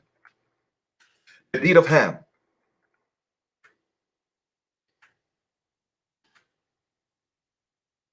Now, all important questions must be addressed. What did Ham do to Noah? What kind of dastardly deed could Ham have done that called for such drastic measures? Two Jewish commentators believed it was some type of gross sexual violation. Rabbi Berechiah concluded that Ham's sin prohibited Noah from procreating. Noah grieved very much in the ark that he had no young son to wait on him, and declared, "When I go out, I will beget a young son to do this for me."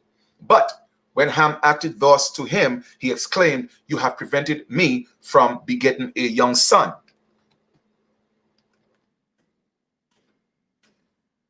All right, to serve, therefore, that man your son will be a servant to his brethren. Rabbi Heyer does not believe Ham's offense was against Noah, but that Ham committed a kind of sexual act with a dog. As a result of this hideous union, Ham came out of the ark blackened, while the dog publicly exposes its copulation. Needless to say, these rabbinic views are difficult to accept. Now, family, remember, I would like you guys, please continue to keep that mental note that the Canaanites were the enslaved, the worst, okay? And keep in mind that one of the interpretations is that, on the ark, Ham committed a sexual act with a dog. Keep that in mind, all right? Rice pleads Ham's innocence and Canaan's guilt by advertising that in Genesis 9:18-27 contains the two parallel but different traditions of Noah's family. One source supplies information concerning the three ancestors of the human race, Ham included, and the other source speaks of Noah's sons who were involved in the aftermath of his drunkenness, Canaan included. But this theory does not solve the problem of the sin of Ham and the curse of Canaan. It only raises another question. If the parts of the story were from irreconcilable tradition, what caused them to be united? To say that Genesis 9:18-27 is to separate traditions of Noah's family, it is to do a great injustice to the final fixed form of the text. Therefore, Ham cannot be excused so easily. Beset asserts that Ham's transgression against Noah was an incestuous relationship with his mother, and the fruit of this union was Canaan. Beset believes his theory absolves two problems. Number one, the nature of Ham's offense, and number two, the reason for cursing Canaan. Beset's entire case rests on the expression in verse 22, saw the nakedness of the father. According to him, this phrase is an idiom which refers to sexual intercourse of a heterosexual nature. Beset backs his theory up by using Leviticus chapter 18, verse 6-19, to show that seeing the nakedness of the father is to actually have sexual relation with the mother or the wife. The evidence stacked against this viewpoint is massive. Number one, Genesis 9:21 says Noah was uncovered within his tent. The Hebrew verb for was uncovered is in the Hebrew stem, which denotes a reflexive action. This gives the idea that Noah uncovered himself. Based on Beset's theory of Leviticus 18, if Ham had intercourse with his mother, this verse should say Ham uncovered his father's nakedness. Number two, according to Genesis 9:22, after Ham saw the nakedness of Noah, he told his two brethren without surely if if Ham had engaged in some sort of sexual relation with his mother, he would have not declared it openly to his brothers. Number 3, since all that was needed to cover Noah's nakedness was a garment, Ham's offense could be more serious than seeing his fathers uncovered. Number 4, finally, if incest was Ham's sin, then it would have been impossible for Noah to pronounce doom on Canaan by name before he was born and pass over Ham and his mother. Luther says Ham was deeply offended by the falling of his father and regarded himself as much more holy, righteous, and pious than he. Thus, Ham's sin went far beyond incest or some immoral act. It points to the very disposition of his heart. Since Noah was a righteous man, Genesis 6:9, he trained his sons according to the laws of God. When it came time to make a decision based on that training, Shem and Japeth did that which was right. Their righteous attitudes were manifested in their actions. But Ham, on the other hand, despised the teachings of his father, and likely his actions reflected that. Ham's demeanor not only revealed his attitude towards his father, but it was also indicative of his relationship with God. Here, he was in clear violation of the 4th and 6th commandments. If he had a good attitude and relationship with God, he could have done the proper thing without hesitation. Indirectly speaking, Ham did not reject Noah, but he rejected God, and God was the one who ultimately issued the curse. Noah's sentences. A sentence doomed Canaan. Let me drink some water, please. Guys, we're making progress. We're making progress, all right? If you guys are still with me, do me a favor, drop some 8s in the chat, please. Let me drink some water, all right?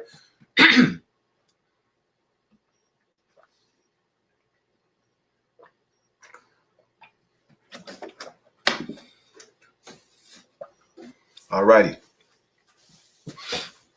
Hope you guys are good. Hope you guys are good. Hope you guys are good. We still good, right? All right, we good. We good. Why Canaan? Why curse Canaan instead of Ham? Many explanations have been presented to account for the cursing Canaan for the deed of his father. Some, pardon me, some do away with the empty reading of the Hebrew word literally cursed be Canaan and adopt the reading of the Septuagint manuscripts, which read the word being translated cursed be Ham. Also, there is an Aramaic version which reads cursed Ham. Priest has tried to justify this Arabic rendering by claiming that it is written in a language of equal authority with Hebrew, which is Aramaic, okay? And originally, the very same reads curse Ham. It has been understood by all commentators in every age on the sacred writings. These contradictions are very significant, for if the reading is cursed be Canaan, the curse would be limited to Canaan and his descendants only.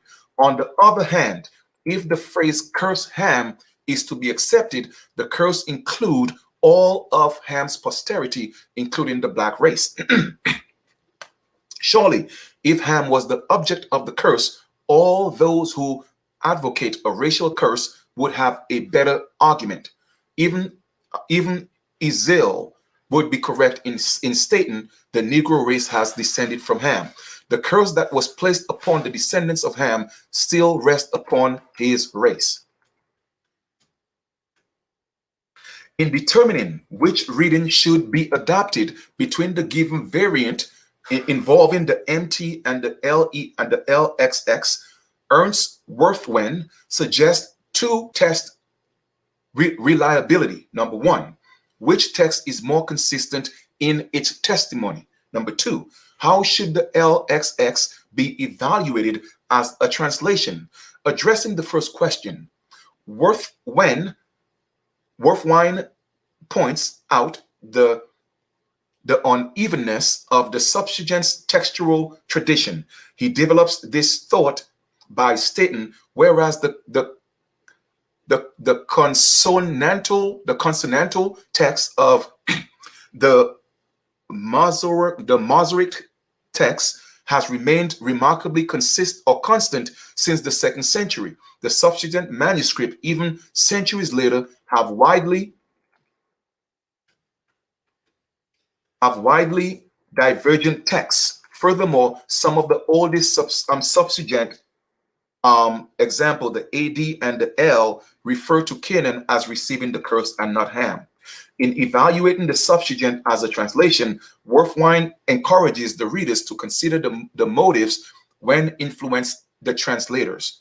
He strongly believes that the Septuagint was influenced by Jewish traditions as formulated in the Talmud and the Midrash. Considering this, it must be kept in mind that it was with these same Talmudic and Midrash writings that the curse of Ham myth took racial connotations. Thus, in conclusion, it is probably best to discard those early manuscripts with the reading "Cursed be Ham." Chris' observations cited above about accepting the Arabic rendition that curses Ham cannot be accepted either. Consider this: as Islam spread, so did the Arabic language, and this caused a great many Arabic versions of the Old Testament to come into existence. There were a number of versions that came into existence, mainly independent and concerned primarily for interpretation with the Islamic belief that blacks were under a curse. Therefore, interpretation would absolutely call for a curse on Ham. Therefore, very little reliability can be placed on the accurateness of the Arabic text. Also, the Arabic version is a translation from the MT, which is several centuries removed from it. Thus, it is necessary to accept the MT over the Arabic version and use the priest, which reads "Cursed Ham." With all the evidence put forth, it can be readily seen that the most reliable reading is "Cursed Ham." Those who try to reconcile the curse of Canaan for the sin of Ham by adopting the reading "Cursed be Ham" or "Cursed Ham" do a great injustice to this portion of the scriptures. Seagrave's account for the cursing of Canaan on the basis of Jewish custom found in the Old Testament. He uses 1 Samuel 17:55, chapter 17, verse 55, to support his theory. After David defeated Goliath, Saul asked who was his father. Seagraves believed that Saul wanted to honor David for his victory by blessing his dad. He says, blessing go back one generation, and this would be equally true of a curse. He concludes with the idea that Noah could not have cursed Ham without cursing himself. Another view concerning why Canaan was cursed is based on Genesis chapter 9, verse 1. In this verse, God blessed Noah and his sons. The term in the Hebrew word means to endure with power for success, posterity, fecundity, longevity, etc. It should also be pointed that that Hebrew word is also used as an antonym for curse. Since God blessed all of Noah's sons in this verse, including Ham, then no man cursed.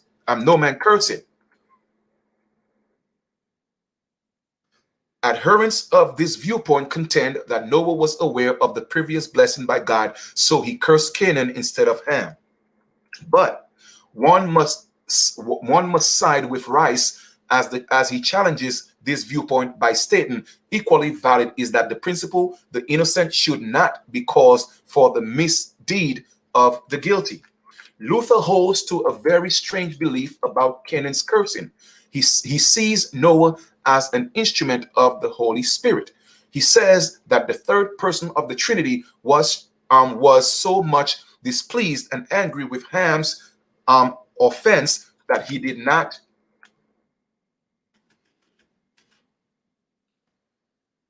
even care to mention his name, but called him by his son's name, Canaan. But it is very unlikely that any personage of the Godhead would act in such a rash manner. Still, others believe Canaan was cursed because he was Ham's youngest son, as Ham was Noah's youngest son. And because of this relationship, Ham is reproved in the offspring who had the same kinship to him as he had with Noah. But nowhere in the Bible does it say Ham was the youngest son, nor does it say Canaan was Ham's youngest son. Also, there is no other type of biblical support for the type of principle where the guilty father is passed over and his son punished in his stead. Woe presents the most accurate view in trying to solve this enigma. He is very logical and very precise in relating the direct cause for cursing Canaan instead of Ham. He emphasizes that Canaan probably bore the most likeness to his father Ham in the area of attitude and sensuality. As a result of this, the curse had to be placed upon Canaan. Another reason for cursing Canaan is because of Ham was cursed. If Ham was cursed, then would all the rest of the sons be cursed also? Wood said. Ham had 3 sons besides Canaan. They were Put, Cush, Mizraim, and that's found in Genesis 10:6. It may be that they were not like their father, and God in this way prevented the effects of the curse coming onto them through Ham, but only Canaan.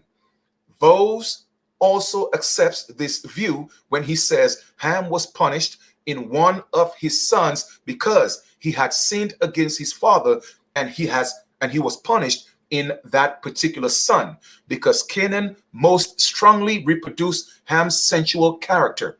Vose further notes that not all of the descendants of Ham are cursed.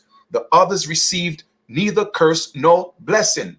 The verse of the Hebrew word advocates of a racial curse have capitalized on the word cursed. Many barbaric and incredible explanations have developed regarding the nature of its meaning. The Hebrew term is, the word here, a kal pas PTC form from the Hebrew text. The verb to curse is present in 63 times in the OT, Old Testament, most of which are in the qual stem 54. Its appearance in Genesis 9:25 is by far the most popular form usage in the Kal stem. Also, this verb is used 12 times as an antonym of Barak, which means to bless. And not Barack Obama, all right, just so y'all know. Hamilton points out that the greater part of the curses using the word come under one of 3 classes. Number 1, the declaration of punishment. That's in Genesis 3:14 and 17. Number 2, the utterance of the threats. Jeremiah 11:3 and 17:5 and Malachi 1:4. 3, the proclamation of laws. Deuteronomy 27, chapter 5, verse 15 to 26. Deuteronomy 28, verse 16 to 19. All right. In the case of Canaan, the first type of curse was applicable. He was to be punished for the seriousness of his father's offense. Ham failed to show respect for Noah, God, and God's first institution. Example, the family. All right. Consequently, punishment must follow, and it does in the form of a curse. The Hebrew term has no special power in itself, but on its occasion, Noah correctly used it, and then it was left up to the Lord to carry out the curse. The type of servant role Canaan was fulfilled, unfortunately, in the past, many have interpreted the role of servants to be one of which had condemned blacks to abject slavery. Bible exegetes of all ages agree that the phrase is to be taken as a superlative genitive, which means it is to be understood in the most extreme sense. Despite agreement by scholars on the preceding issue, they disagree as to whether the superlative genitive here means the highest form of servanthood or the lowest form of slavery. Seagraves maintain that the expression means the highest of all servants, not a slave. All right. And back in the days, that's what servitude was all about. It wasn't a barbaric form of slavery. All right. So, me, myself, I'm contending to that hypothesis that, Canaan, that lineage was supposed to be, servants of a certain magnitude and not be enslaved per se in a barbaric form. All right. Now, he notes other biblical references where this is the case. Revelation 19:16, King of Kings and Lord of Lords, which according to Seagraves means the highest King of all kings, the highest Lord of all lords. He also refers to Philippians chapter 3, verse 5, where Paul calls himself a Hebrew of Hebrews, which Paul said because he was of the tribe of Benjamin, one of the two tribes of the southern kingdom, he remained true to Jerusalem and he did not revolt. Ross agrees with the usage of the superlative genitive, but he contends that the reference is to the idea that the most subject object is slavery. Looking ahead to the fact that this prophecy was fulfilled in the Canaanite people, this understanding of the phrase is probably correct. Okay? Meaning that they're saying that they are more going with it was meant to be slavery and not servitude. Okay? Now, in Joshua 9:23 and 27, the Israelites enslaved the Canaanites and made them hewers of wood and drawers of water. Thus, Ross' idea of servant of servants is right and can be proved from the Bible. It can also be interjected that here that the servant's role, which was placed upon Canaan, was not with respect to race. Noah did not curse a race to servitude, but a nation. Okay? In fact, it was not until the 6th century that the racial overtones were even connected because the curse between the curse and slavery. The scriptures speak of people in terms of nations and not races. Okay, so we are seeing that they're solidifying, their point by saying that that curse, it wasn't because of a race, it was because of a nation. So Canaan was a nation. All right. It should be clearly understood that it was the nation of Canaan that was cursed, not the race of Ham. Canaan's servant's role to his brethren. According to verse 25, Canaan was to be a servant unto his brethren. This is a reference to Canaanite enslavement by brother Hamites. The other sons of Ham were Mizraim, Put, and Cush, who was the progenitor of the black man. This indicates that blacks were not doomed to servitude, but they were to enjoy the services of Canaanites, servitude, along with their uncles. Now, keep that in mind. That's key. All right? That's key. So, therefore, Mizraim, Put, and Cush, they were also to embrace and receive the benefit, okay, of the enslavement of the Canaanite nation. All right. This indicates that blacks were not doomed to servitude, but they were to enjoy the service of Canaanite servitude along with their uncles. All right. And other brothers. And we're looking at verses 26 and 27 and 25. Brow explains the fulfillment of Canaanite servitude to the other Hamitic tribes when he says, in the 15th century BC, Canaanite states were under the dominion of Egypt. He also affirms that from the mid-9th century BC to the 7th century, Canaanites of Phoenicia were frequently ruled by Akkadian kings, dwelling in the land of Syria. Consequently, as foretold by Jeremiah in chapter 27, verse 3 and 6, and Ezekiel chapter 26, verse 28. The Phoenicians fell under the rule of the Acadians from Babylon. Ham's omission. Many solutions can be offered for Ham's omission from this prophecy, but the most feasible answer is that he was neither cursed nor blessed, so there was no need to mention him here. Noah chose to bless Shem and Japeth because their respectful attitudes. Because of Ham's unhonorable actions, it was impossible for Noah to pronounce a blessing upon him. Perhaps if Ham had acted in a proper manner, his name would have been included in the blessing. Noah had the responsibility of choosing whom to bless and choose not to bless Ham. Also, since Canaan was singled out to be cursed, there was no need to mention Ham's name at all. It might be added here that Ham was punished for his sin.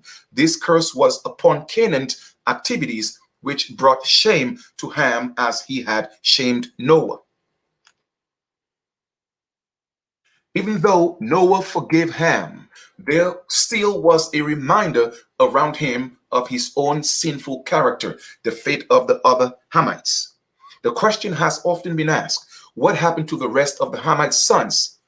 Statistically, but true, the answer is the same thing that happened to the sons of Shem and Japeth. Nothing. Canaan was the only one of Ham's sons accountable for the sin. The other sons were free to live their lives without a curse upon them. Since they were not indicated in this case, there was no need to mention them, just as there was no need to mention their father. Their absence from the text is no indication of a cover or curse upon the sons of Ham. On the contrary, the very fact that Canaan's name alone was mentioned is evident, showing that Cush, Put, and Mizraim were not cursed.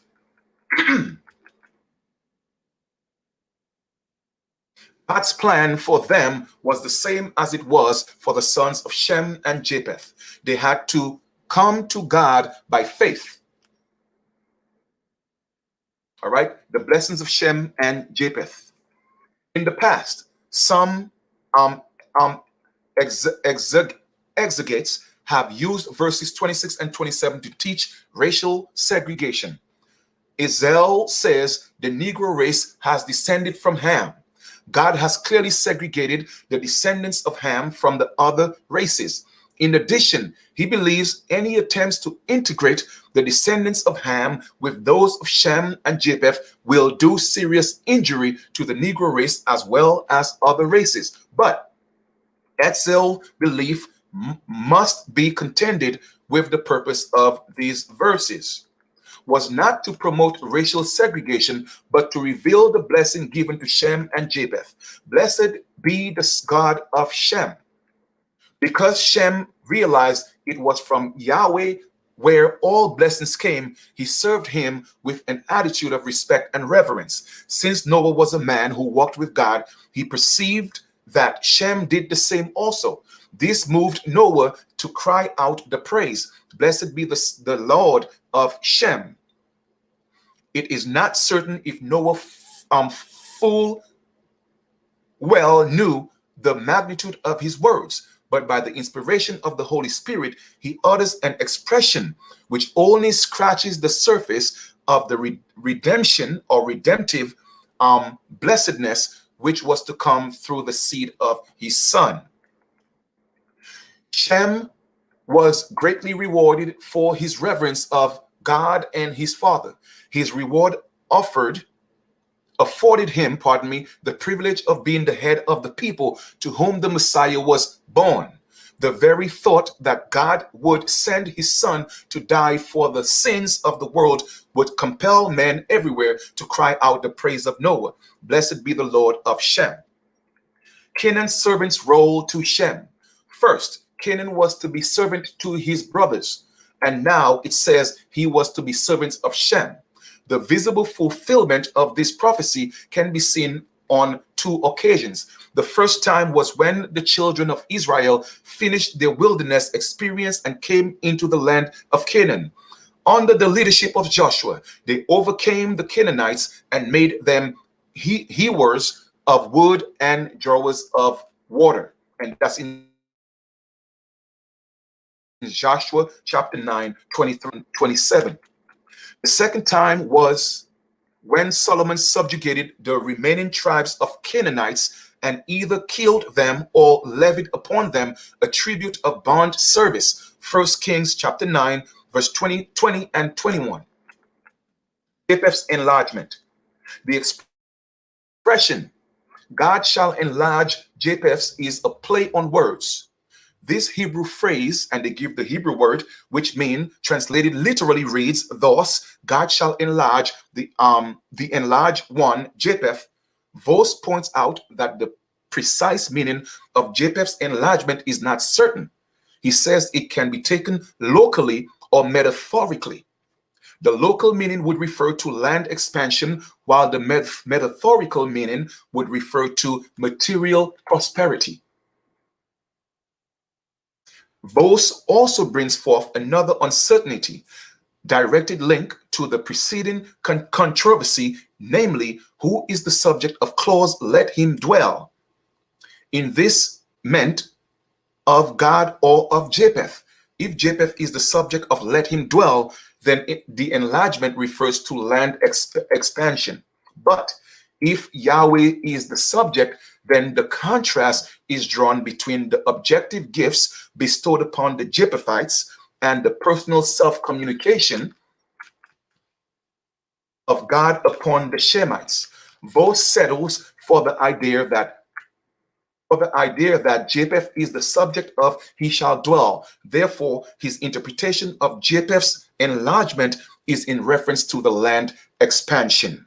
He bases his argument on the usage of the word, the Hebrew word, rather than this Hebrew word in this verse. He argues that the use of Elohim favors it, since it is not of Elohim but of Jehovah that such a gracious indwelling is indicated. Okay, so an Elohim, Jehovah, two different gods. In essence, he believes that if the references was the God dwelling in the tents of Shem, the term dwell would have been used rather than that Hebrew word. So he surmises that the enlargement is speaking of territorial acquisition. Now, Kaiser's position on the type of enlargement Japheth was to receive is not quite clear, but he adamantly disagrees with Vos' viewpoint on the subject of he shall dwell. After concurring with the 8 reliable sources, Kaiser comes up with 4 reasons why God is the subject. They are: 1, when the subject of a clause is not stated, as in the case here, the subject of the preceding, hold on for a second, the subject of the preceding clause is to be adopted. Number 2, the immediate context of the passage does not warrant the use of the indirect object of the previous line as subject. Number 3, Shem is designated as the first in honor of the blessing in the framework of the following chapters. Number 4, since Japheth had already been blessed with enlargement, it is irrational to assume that he received a second blessing of dwelling in the tents of Shem. The debate as to whether God or Japheth is the subject of he shall dwell can go on and on. Some scholars trying to stand on a middle ground even see a twofold interpretation of the subject. In all fairness, it must be concluded that the subject of this phrase is not quite clear, and in all reality, it is not important. Moreover, the most important reality of this phrase is that, spiritually speaking, all Gentiles believers are Japhethites, dwelling in the tents of Shem.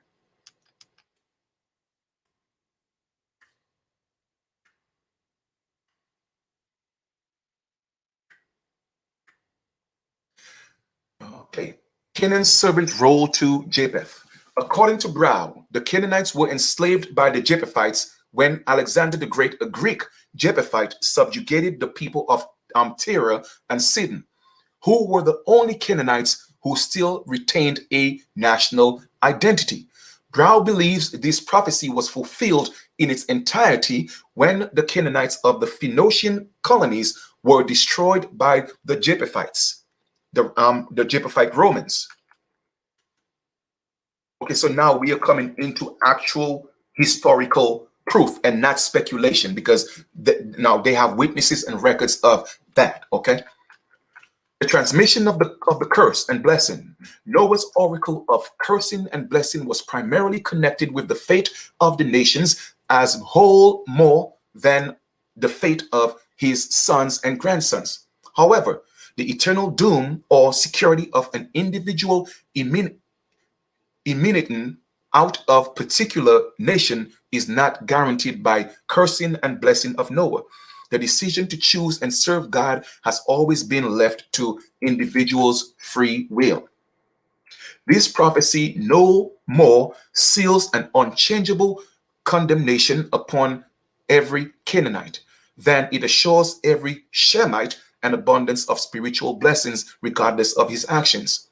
In other words, while a Canaanite woman was used by the Lord to hide the Israelite spies, Hosea 2, and she was later mentioned for her great faith in Hebrew chapter 11, verse 31.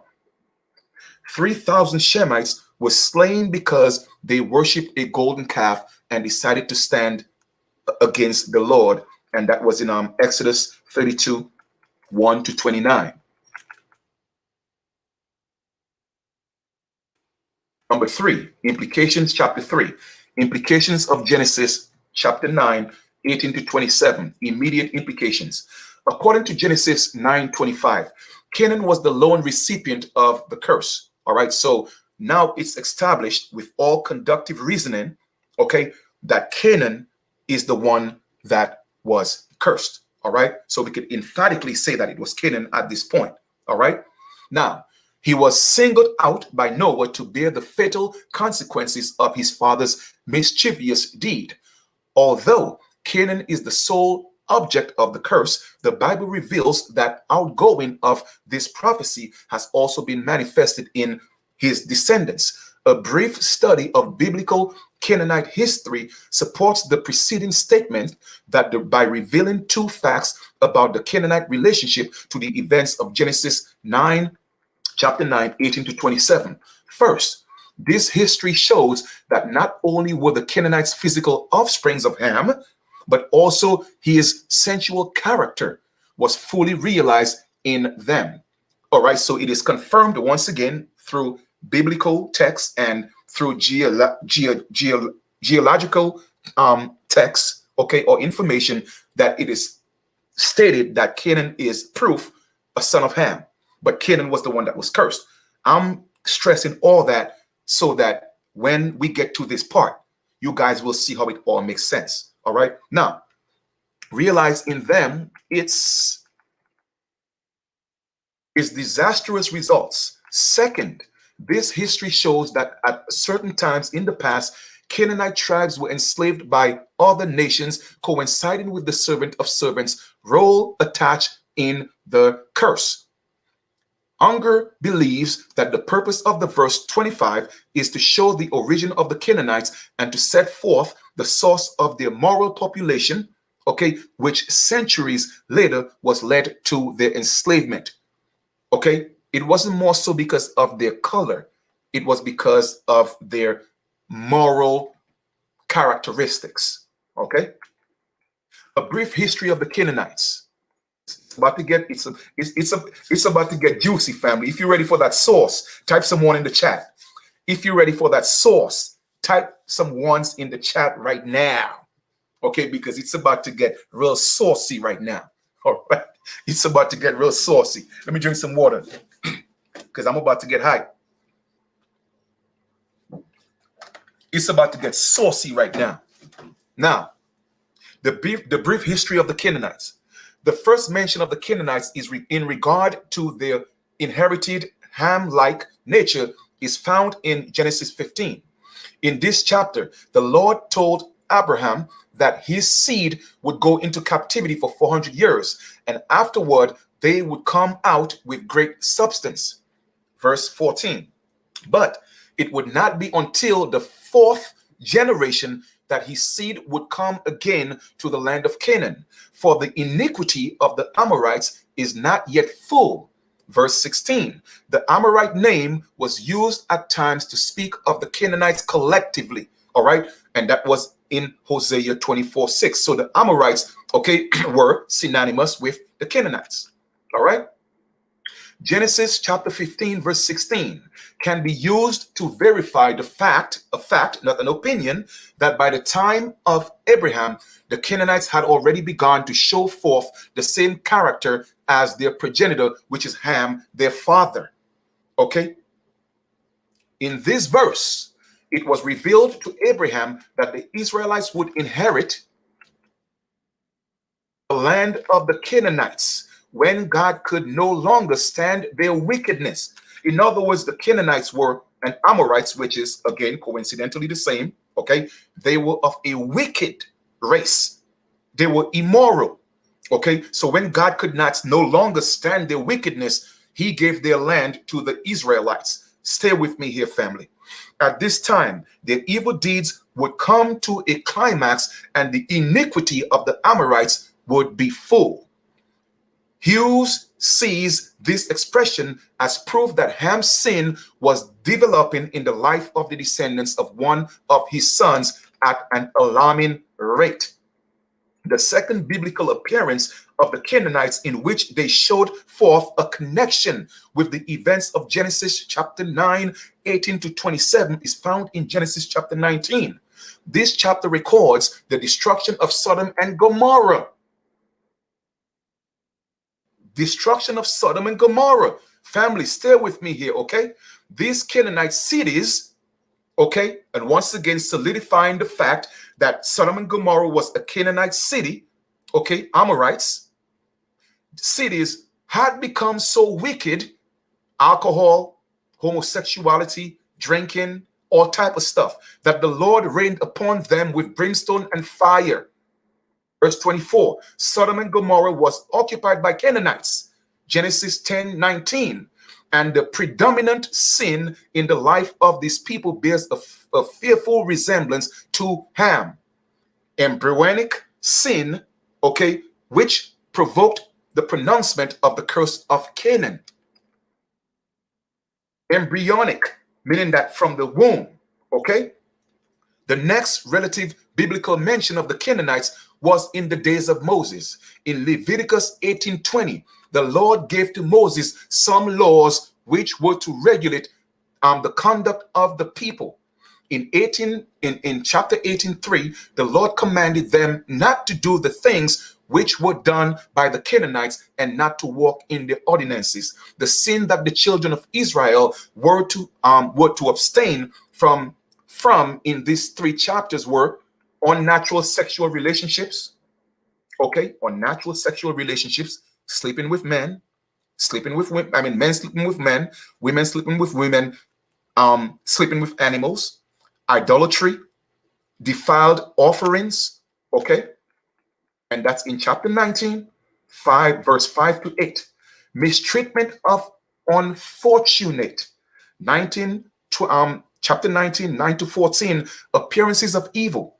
Chapter 19, 15 to 37, human sacrifices. Okay, chapter 20, 1 to 5, spiritualism. Chapter 26 and 27, immorality. Chapter 20, verses 7 to 26. The above list of offenses can be precisely ascribed to the Canaanites. This is why the Lord charged the Israelites, and after the doings of the land of Canaan, to which I bring you, shall ye not do, neither shall ye walk in their ordinances. Okay? Pay attention to that word and keep that word also in your memory bank. Ordinances. These sins of which the Canaanites were guilty have been verified by 20th century archaeological discoveries at Ras Shamra. Now we are talking now of proof. Okay, archaeological proof. Now it's no longer speculation. Okay, we are talking about facts now. Archaeologists have uncovered thousands of clay tablets dating back to the early 14th century. These ancient documents unmask a remarkable picture of gods and goddesses, the temple and religious rituals, hymns, prayers, and myths of the Canaanites. These documents also reveal the Canaanite culture in this degraded and sin-sick light. Okay? They were polytheistic in belief, okay, meaning that they serve many gods, and we did that in the Americas too. So, all right, it is what it is. Their fertility cults maintained practices which were more wretched than any other ancient world. I'm going to read that again. Their fertility cults maintained practices which were more wretched than any other ancient world. They had temple, prostitutes, male and female, okay, who practiced all sorts of degenerate sexual acts. Human sacrifices were so prominent in their culture that no other nation equaled them in violent and lewd nature, with which they paid homage to their gods. So keep in mind, the gods of the Canaanites is not everybody's gods. All right, let's proceed. I keep telling y'all that it's about to get saucy right now. They worship the god El. El is the god of the Canaanites. Okay, no pun intended to my brothers. You know, my Moorish brothers and sisters that call themselves El. I'm just letting y'all know El is the god of the Canaanites. Okay, all right. El was also the father of Baal. All right, El was also the father of Baal, the widely revered Canaanite deity. After studying these findings at Ras Shamra, showing the sinfulness of the Canaanite culture, it is no wonder God commanded the Hebrews not to follow after the ways of the Canaanites, nor walk in their ordinances. Y'all, it's about to get real saucy right now. And I'm talking about barbecue sauce, hot sauce, or type of sauce. All right. Thus, in the day of Moses, the iniquity of the Amorites was full, and Genesis chapter 15, verse 16 was about to be fulfilled.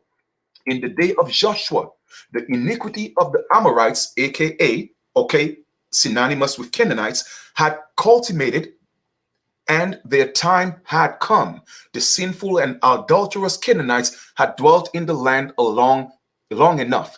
It was time for a change, and the Canaanites, with their orgiastic nature, worship their cult of fertility in the form of serpent symbols and sensuous nudity, and their gross mythology were replaced by Israel. After being delivered out of Egypt and wandering in the wilderness, the nation of Israel proceeded to conquer the Canaanites. Led by Joshua, they victoriously battled through the Transjordan, and one of their conquests was the Gibeonites, a branch of Canaanites. Okay, so the Gibeonites are another faction or sect or ethnic group related to the Canaanites. After this defeat, these Gibeonites were on the verge of extermination when they successfully deceived Joshua, all right, and his elders into making a covenant with them so they could live. Okay, once again, they deceived. Do you know what a covenant is? A covenant is a contract. Okay, do you know what a contract is? Do you know another word for a covenant? A treaty. Oh, I tell you, it's about to get juicy. So pay attention to the characteristics. They deceived by creating a covenant, okay, and they tricked Joshua because Joshua was going to exterminate them. All right. Even though this group of Canaanites was spared, they still became enslaved to the Israelites. Thus, here the curse takes on its first visible role in the form of servanthood, because the Gibeonites were made to be hewers of the wood and drawers of water. And that can be seen in Joshua chapter 9, 23 and verse 27. As the children of Israel began to overtake the land of Canaan, they did one of three things to the Canaanite inhabitants. Number one, they expelled them from the land. That can be seen in Joshua 24, 11 to 12. Number two, they killed them. That's in Joshua 10, chapter 38 to 43. Or number three, subjugated them, and that's in Joshua 9:23. Years later, during the reign of Solomon, the Canaanites once again manifested outworking of the curse. This happened when Solomon enslaved the remaining tribes of Canaanites and all the people who were left of the Amorites, the Hittites, the Perizzites, and the Hivites, and the Jebusites, okay, whom the children of Israel also were not able to utterly destroy. Of those did Solomon Levi and tribute of bond service. 1 King 9, chapter 9, 20 and 21. Solomon enslaved these Canaanites to help him in his building endeavors. Once again, the physical manifestation of the curse working in the Canaanites can be seen when the people of Tyre and Sidon, who were the only Canaanites who still retained, all right, so now we are talking about where they are verifying that national identity, was subjugated by the Greeks under Alexander the Great. Eventually, the final enslavement of these people was in 2002 BC, when the Romans overcame the Phoenician colony of Carthage. At this time, the depraved nature of Ham was fully manifested in the Canaanites. They were so far steeped into evil that the Romans were shocked by the depth of their depravity. Consequently, the city of Carthage was completely destroyed in 146 BC. Since the 2nd century BC seems to be the last clear reference to the Canaanites, this raises the question, was the curse terminal or permanent? If the curse were meant to be permanent, then those advocating the curse on the blacks would have more stable case, even though they could still have to justify Ham as being the recipient of the curse. If, however, the curse is terminal, then all Hamite people, aka blacks included, would be free from the curse of Genesis 9:25. The Bible mentions three types of curses with respect to duration. Number one, an eternal curse, which is one that remains eternally upon the unrepentant sinner. Depart from me, ye cursed, into everlasting fire. Matthew 25:41.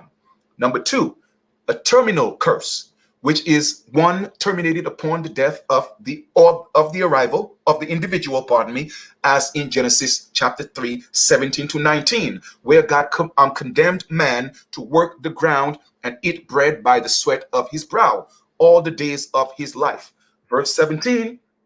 And number three, an individually applicable curse, which is one that is activated in the life of an individual only when certain conditions are present. This is the type of curse Canaan and his people were under. Since the curse placed upon Canaan and the Canaanites was an individually applicable one, it was only effective when they chose to follow the rebellious ways of their progenitor Ham, as many of them did.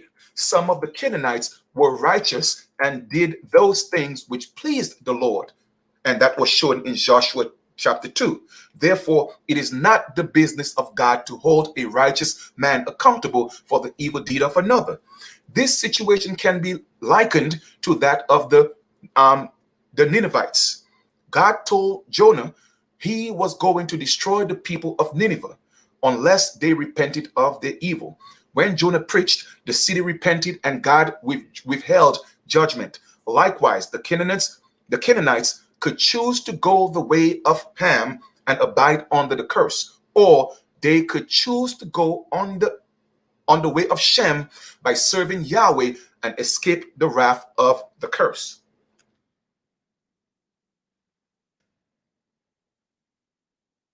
duration of the curse is not specified, but it is certain that it was only applicable for those individuals who chose to follow the way of Ham. Sad to say, the nation of Canaan as a whole was involved in gross depravity.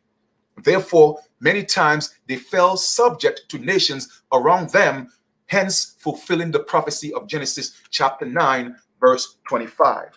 This brings up the next point, namely, is the curse in effect today?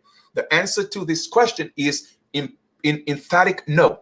The curse was directly placed upon Canaan, but indirect it was placed upon every Canaanite that reproduced Ham's sensual character. Thus, since all Canaanites, ethnologically speaking, have ceased to exist, there are no true grounds for believing that the curse is in existence today, Hugh says. But me personally, guess what?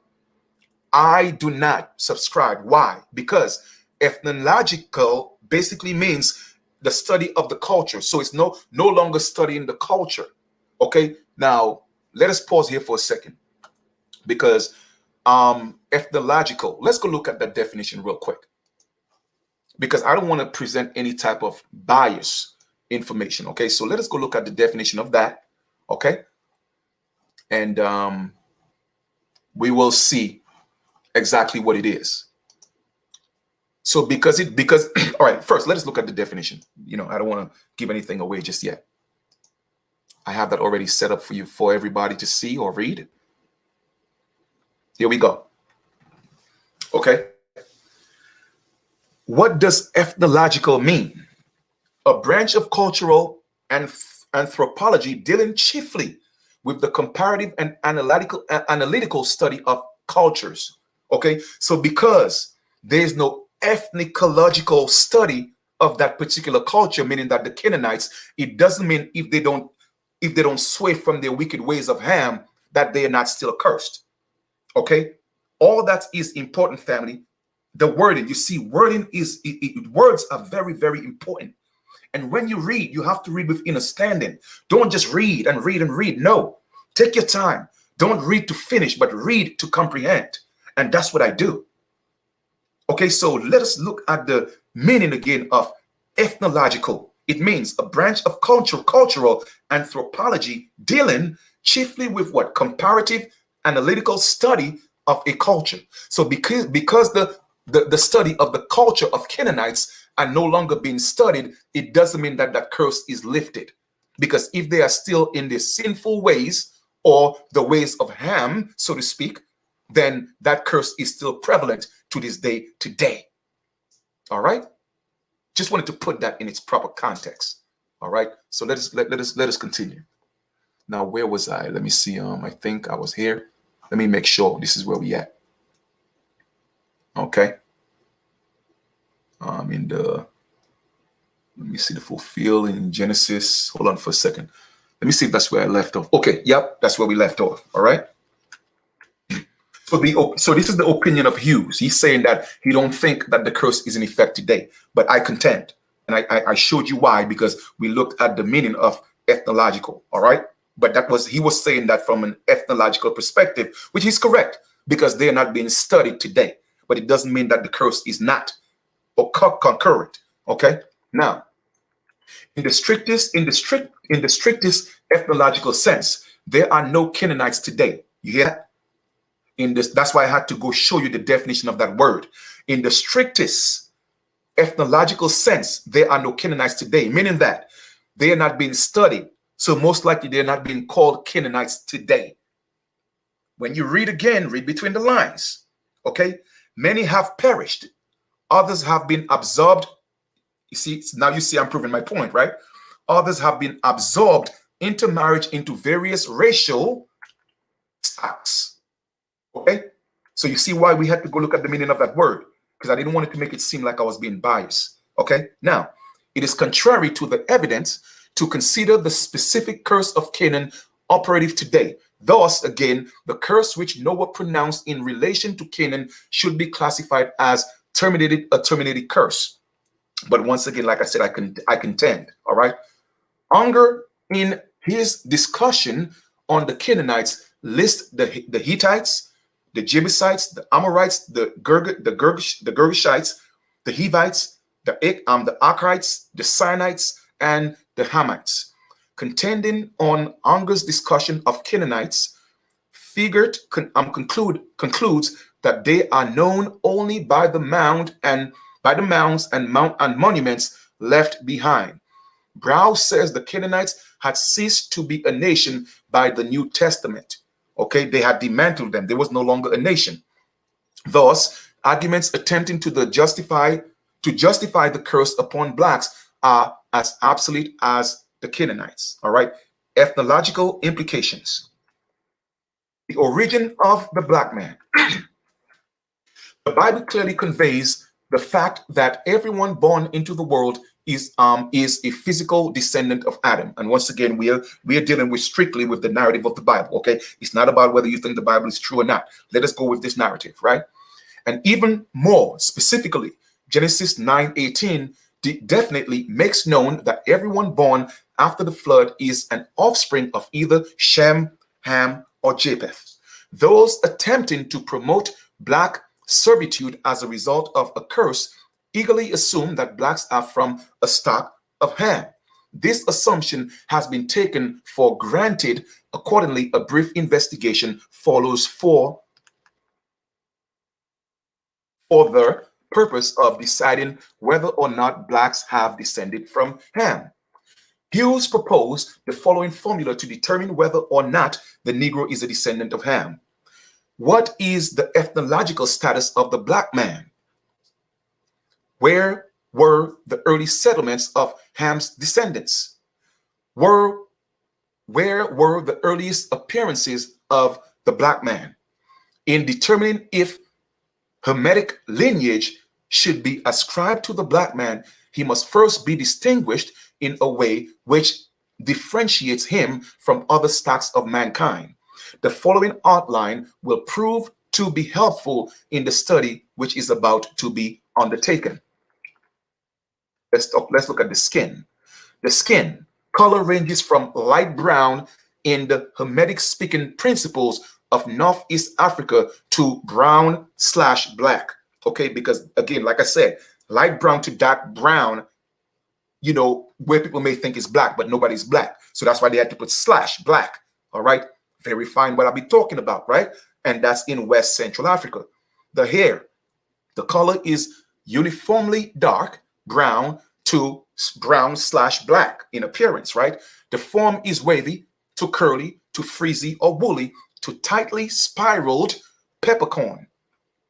Lips, they are everted and relatively pigmented, often of a ridge or lip seam separates upper mucous lip from skin. Head, the head is long, ovoid, moderately high, with rounded forehead, protruding occiput, and plateau-like sagittal contour. A careful observation of the table of nations in Genesis 10 and the location of each descendant of Shem, Ham, and Japeth will clearly illustrate that most of the descendants of Shem settled in Asia, most of the descendants of Ham in Africa, and most of the descendants of Japeth in Europe. By focusing on Ham's descendants, it can be understood that for the most part, they settled in the continent of Africa and around the eastern and southern borders of the Mediterranean Sea. In order to tie together the preceding subjects, the ethnological study of the black man and the early settlements of Ham descendants, and arrive at a logical conclusion about the blacks descending from Ham, this thesis must now establish where the earliest appearance of blacks occurred. Some of the earliest sightings of the people possessing the ethnological traits of black man are found in the writings of Herodotus.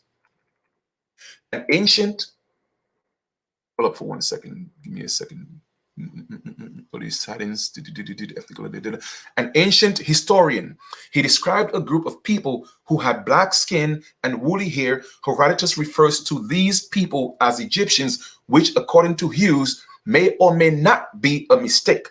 Whether or not the Egyptians is not significant. But the point to be emphasized is that these black skin and woolly hair people were sighted in an area where the descendants of Ham had migrated. Further, there are also drawings and writings of people fitting that ethnological description of blacks, which were found in paintings of Thebes, a city on the river of the Nile located in the upper regions of Egypt. From this, it can be concluded that some of the early recording sightings of blacks were in the same areas where the descendants of Ham migrated. Thus, piecing these bits of evidence together, i.e. ethnological status of blacks, the settlement of Ham's descendants, and the early appearances of blacks, shows beyond a shadow of a doubt that black man has descended from Ham. The black man in relation to the sons of Ham, since one of Ham's sons was cursed, and since the black man descended from one of the sons of Ham, it is necessary to take this process one step further to reveal which of Ham's son was the progenitor of the black man. Okay, pay attention, family. Like I told y'all, I know I promised y'all the source, but it's dripping right now, okay? This must be done to determine whether or not the Negro is included within the compass of the curse. According to Genesis 10:6, Ham had 4 sons, Cush, Mizraim, Put, and Canaan. One of these 4 men stands as the ethnical head of the black race. Mizraim was Ham's second son. His Hebrew name is written right here, is the term used for the proper name of Egypt. The word is written in the Hebrew dual form, and Jacob says that it indicates the 2 parts into which the land Egypt was divided. Unger believes that one part is Upper Egypt, which is Memphis, above Memphis, and the other part is Lower Egypt at the Delta. Hence, Mizraim settled in Egypt and was the forefather of the Egyptians. Racially, the Egyptians cannot be linked with black race because of the different ethnological traits. Most Egyptians' babies and those Egyptians which are never exposed to much sun are as white as any Caucasian. Also, their hair is straight and black. These ethnological disparities clearly prove that the black man and the Egyptians are from totally different backgrounds. Okay, not indicating that there were not, okay, black people in Egypt, all right? They're just saying that Egyptians had a pale skin, all right? There is no concrete evidence which indicates they were offsprings of Mizraim. Put was the 3rd son of Ham, Genesis 10:6. There is very little known about him, and one reason is because his offsprings are not listed in Genesis 10. Much of the early information recorded about Put homeland has been the subject of some uncertainty. For instance, Alders says that the word Put can only be used to refer to the kingdom of Put. He locates this kingdom in the coastal areas of Abyssinia on the Red Sea, opposite to the southwest part of Arabia, extending as far as Somaliland. Unger, on the contrary, makes the following statement concerning the location of the kingdom of Put. Put occurs as Put in an inscriptions of the Persian monarch Darius I the Great, 522 to 486 BC, and his location is Cyrenaica, the region about Cyrene in North Africa, west of Egypt, is now certain. Josephus confirms Unger a position when he equated the land of Put with modern day Libya. Okay. Since it has been established that Put was the forefather of the Libyans, it must now be seen whether or not they can ethnologically be related to the blacks. Science observes that Libyans are identified as Tahinu, or white men, in the Egyptian inscriptions. They have a good deal of hair on the face. The eyebrows are well defined and the nose is straight. The forehead is high and the lips thin and the jaws orthogonous. I don't know what that means. As it can be obviously seen, Libyans differ from blacks racially. So they are indicating that the original Libyans, the people that was in that area, they were Caucasians. Okay? They were Caucasians. They belong, so that's why I told you guys, Caucasians are Africans. All right? Y'all better believe that. Okay? They belong to the Caucasian race, and blacks belong to the Negro race. Hence, regardless of geographical similarities, blacks cannot be identified with the Libyans. Thus, they are not descendants of Put. Canaan, the one who received the curse, was Ham's youngest son. Genesis 10:6. His people basically settled in the area of the Palestine west of Jordan. The Canaanites were located in an area that furnished a bridge between Egypt and the great Semitic empires. There were many branches of the Canaanites, but they all possessed the same ethnological features. Okay? Family, if y'all ready for who the Canaanites are, I need a drum roll right now. All right? I need y'all to light up this chat right now, because this is the source.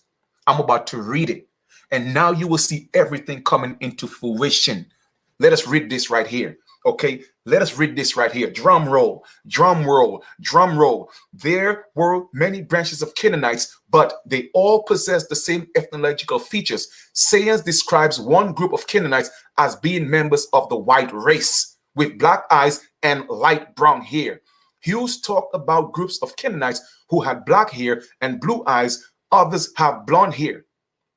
Okay, the Canaanites were white people. Like I told y'all, trading places. Y'all think I don't know what I'm talking about?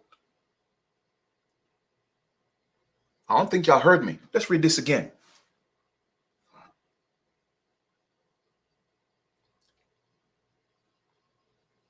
Let's read this again. There were many branches of Canaanites, but they all possessed the same ethnological features. Sayers describe one group of Canaanites as being members of the white race with black eyes and light brown hair. Hughes talks about groups of Canaanites who had black hair and blue eyes. Others have blonde hair. The previous descriptions of the Canaanites identify them in such a manner as to distinguish them from the black race. Okay? Based on these sharp contrasts in ethnological traits, it can be concluded that these two groups do not share the same rational lineage nor the curse of Genesis in chapter 9, verse 25. Since Mizraim, Put, and Canaan have been eliminated from the list of possible black progenitors, the only one left is Cush, the oldest son of Ham. Early descendants of Cush settled in Babylon on the lower Tigris and Euphrates, where Nimrod raised them to be great. There are archaeological evidence attesting to the fact that the Cushites had an early connection with the ancient city kingdom of Kish, a city in lower Mesopotamia. From this location, they migrated into Arabia and eventually crossed the Red Sea into Africa. So once again, not every so-called black individual came from Africa. They migrated into Africa. All right? The final resting place of Cush descendants was mostly likely in the country of Ethiopia, a country extending south of Egypt from the first cataract of the Nile indefinitely, including Nubia, southern Sudan, and the northern, if not southern, modern Ethiopia. Regarding the ethnological classification of Cush, Luther says he belonged to the Negro race. Herodotus referred to a large number of Ethiopians with woolly hair. Jeremiah 13:23 states, can the Ethiopian change his skin?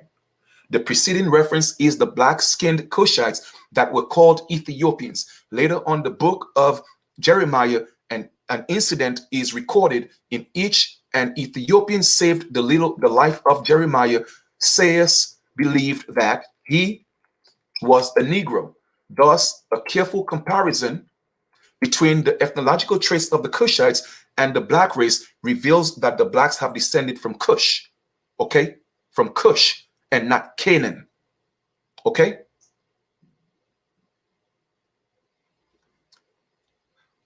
Thus, careful comparison between the ethnological traits of the Cushites and the black race reveals that blacks have descended from Cush, who was free from the curse during this time. Likewise, so his descendants today, the origin of the black man's color, they go into that. Okay? There have been many false theories put forth trying to, well, let me just stop here for a second. Okay? So family, you could see why, look at history. You feel me? Everything was reversed. That's why there's no such thing as white history. If you're going to write history, okay, Canaan, the son of Ham, okay, spells their nature.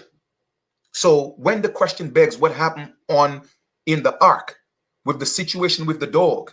Was it a relation with the dog, or did he sleep with his mother, or did he see his father naked? Y'all put two and two together. You feel me? Y'all put two and two together. So when people are teaching y'all have to be mindful who are teaching you that information, trying to make you think we are inferior. Now, I'm not here to say anybody is inferior or superior. All I'm just saying is let's put history in its proper context. Let's put history in its proper context. The cursed people were not the so-called black people. It was the pale-skinned people. That's why in the Bible, leprosy was a curse. Leprosy is not black. You feel me? That's why Christianity had to be a religion given to them so they could redeem their ways. Why do you think when you go look at the etymology of the word black, it came from sordid, it came from swat, which means dirty, filthy. I mean, every, degraded word that you could think of. That's what black means, because it means pale. Once again, give these people back their curse. You are not black. Okay? Let us continue reading. Those who argue that the curse was the curse of the black skin based on the argument on two false assumptions. Number one, that Ham was cursed. And number two, that the Hebrew word for Ham means black. That's not true. From this, they conclude that Ham was cursed with blackness. Augustin Calmet, a French Benedictine abbot of Simone, definitely saw a connection between black man's color and the curse. He wrote, Noah having cursed Ham and Canaan, the effect was that not only their posterity became subject to their brethren and was born as they say in slavery, but likely that the color of their skin suddenly became black. Now, once again, let's go back and put this in perspective, just so y'all know. Okay, put the Cushites, and let me see, put the Cushites. Let me see, Ham. Let me see. I think it was put the Cushites, Mizraim, and the Canaanites. Okay, those were the four sons of Ham. So just so y'all know, all right, the Cushites, the Mizraim, and what is the other one? Cush, Mizraim, Canaan, and somebody help me out here, please. It was four of them. Cush, Mizraim, Canaan, and there was another one. But anyway, the point I'm making is they all have the same father. Okay? They all have the same father, just so y'all know. Think about what I'm saying. Think about what I'm saying. I'll leave it that way. I'll leave it right there. Y'all put two and two together. Priest agrees with the comment that the reasons that God used divine foresight and saw that Ham would be defiled, so he cursed him from birth. He says, God who made all things and endowed all animated nature with the strange and unexplained power of propagation, superintended the formation of two of the sons of Noah in the womb of their mother in an extraordinary and supernatural manner, giving to these children such forms of bodies, constitutions of natures, and complexions of skin as suited his. Thus the sons were Japeth and Ham. Japeth he caused to be born white, differing from the color of his parents, while he caused Ham to be born black, a color still farther removed from the red hue of his parents than was white. Events and products of woolly contrary to the nature in the particular of animal generation as relates to the human race. It was therefore by the miraculous intervention of the divine power that the black and the white man have been produced, equally as much as was the creation of the color of the first man, the creator giving him complexion arbitrarily that pleased the divine will. This erroneous way of thinking has been the foundation of many views that have been offered to explain the origin of the black man's color. Besides Ham myth, there are basically three other false theories for the origin of the black skin. The mark of Cain. In Genesis 4, the first murder in human history is recorded while in a jealous rage. Cain murdered his brother Abel as a result of the deed. Cain was cursed and condemned to fugitive for the rest of his life. Cain complained after his plight to the Lord, saying, "My punishment is greater than I can bear." God dwelt with his lament by setting a mark upon Cain, lest any finding him should kill him. Some have interpreted this mark as his skin being turned black. One writer not only believed that Cain was turned black by the mark, but also that Ham married one of his offsprings. Thus, Canaan was the recipient of the double curse. The location of the blacks is in hotter regions of the earth.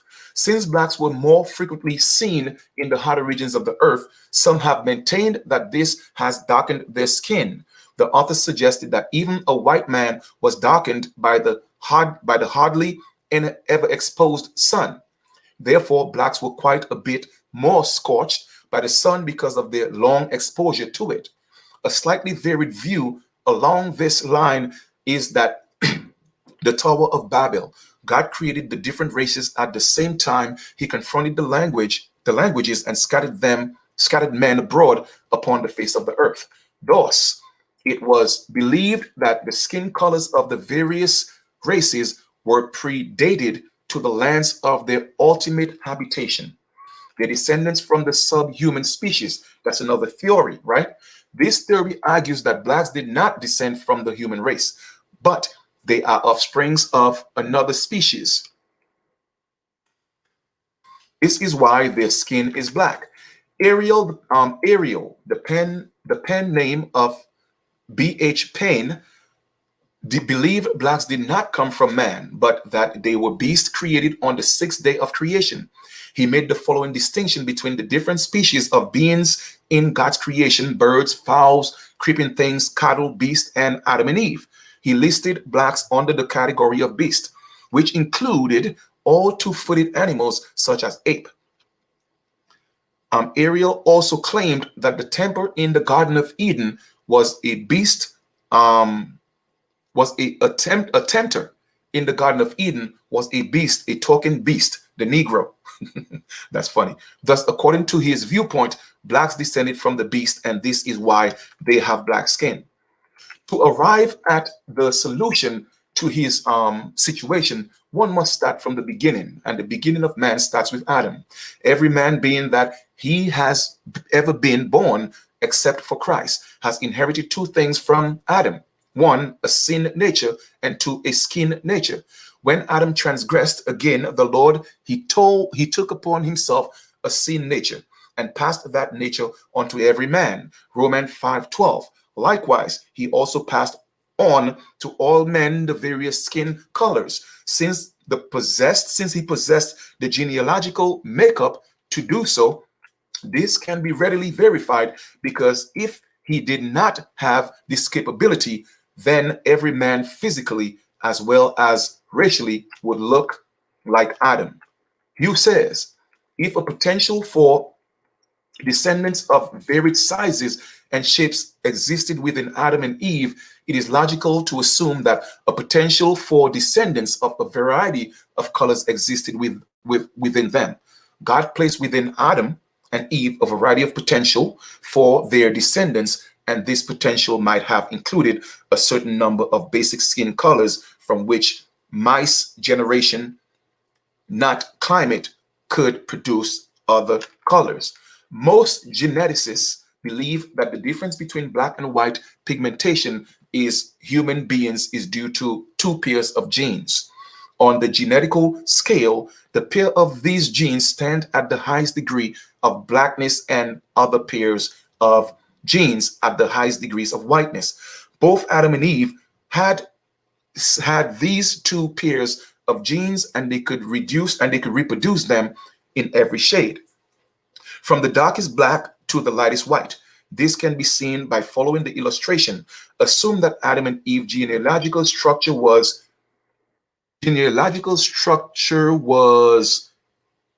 capital A, lowercase b, capital B, lowercase b. The A and B represents the black genes, while A and B represents the white genes. Okay, so we are looking at a dominant and a recessive gene. Okay, let's pay attention. As Adam and Eve reproduced, their offsprings became the color of genes that were dominant in that offspring body. As Adam and Eve's offspring reproduced, their progeny manifested in the color which was most dominant in them. Thus, a person with capital A, capital B, capital B, capital B, capital A, capital A, capital B genotype would be a member of the black race, and a person with a lowercase a and a lowercase b, genotype would be a member of the white race. Okay. Gary E. Parker, a research associate in bioscience at the Institute for Creation Research, has done extensive research in the area of skin color variation. In his article, Creation, Mutation and Variation, Parker gives the following discussion and illustrative chart on the various skin colors. How long would it be if capital A, lowercase a, capital B, lowercase b, parents, which is assumably Adam and Eve, to have children with all the variations in skin color we see today? The answer: one generation, just one generation. As shown in the genetic square, 1/16 of the children of capital A, lowercase b, capital B, lowercase c parents would likely have the lightest skin color, lowercase a, lowercase b, lowercase b, lowercase b. Less than half, 6/16, would be medium skin like their parents. Any two capital letter genes and 1/4, 4/16 would be a shade darker. 3 capital letters genes shade lighter, a capital letter. All right, and they're breaking down the chart right here.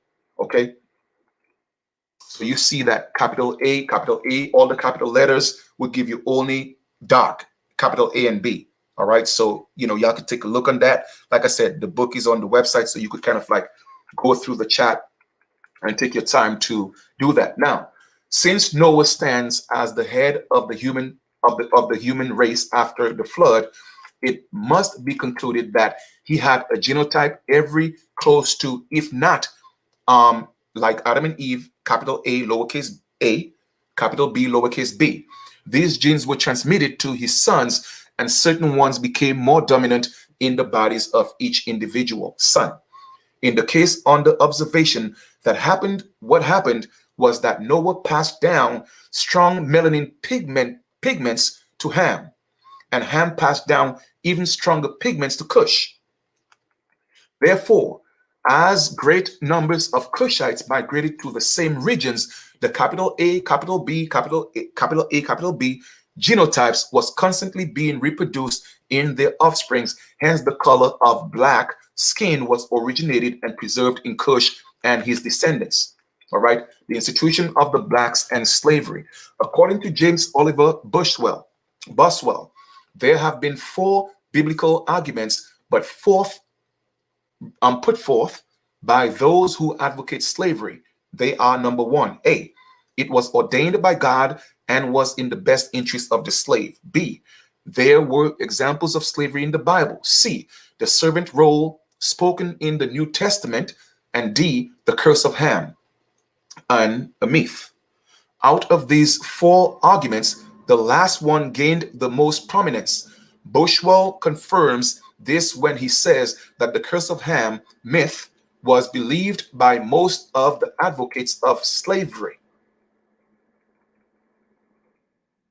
Even clergymen were numbered among those who saw the curse as being grounds for black slavery. Humphrey, a Southern minister, said the Negro race has descended from Ham. The curse that has placed upon the descendants of Ham, that they were to be servants to Shem and Japeth, still rests upon this race.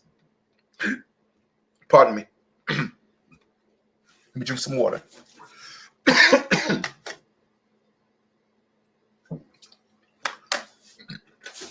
Dag, a Baptist minister, theologian, and an educator in Georgia, speaking on black servitude, said, as the sons of Adam are bound to submit patiently to the curse which requires them to earn their bread in the sweat of their face, so the sons of Ham are bound to submit patiently to the curse which has doomed them to bondage. Many who advocated slavery felt that God designated or designed, black servitude to be perpetuated throughout all time, and intended to cement and compact the whole human family, and to sustain the great chain of subordination is essential to the divine as well as human governments. As a result of this frequent use of curse by clergymen, the way became clear for people of all walks of life to do likewise, and to quite often the biblical location of the passages is unknown to those using it. All right. So the people who are teaching you about the Bible, they have no idea what they're talking about. Those who supported a radical curse in Genesis chapter 9:25, which condemned blacks to servitude, took for granted that 5 elemental conjectures were true. Number 1, that it was a racial curse. They thought it was true. Number 2, that the curse was biologically transferable. They thought it was true. Number 3, that Ham was the original victim of the curse. Number 4, that the children of the original victim of the curse were slaves. Number 5, that the original victim of the curse was a member of the Negro race. That's what they believe. By refuting these conjectures with the factual data, okay, it can be proven that there were never justifiable grounds for using Genesis 9:25 as proof text for slavery. First, Noah did not pronounce a racial curse.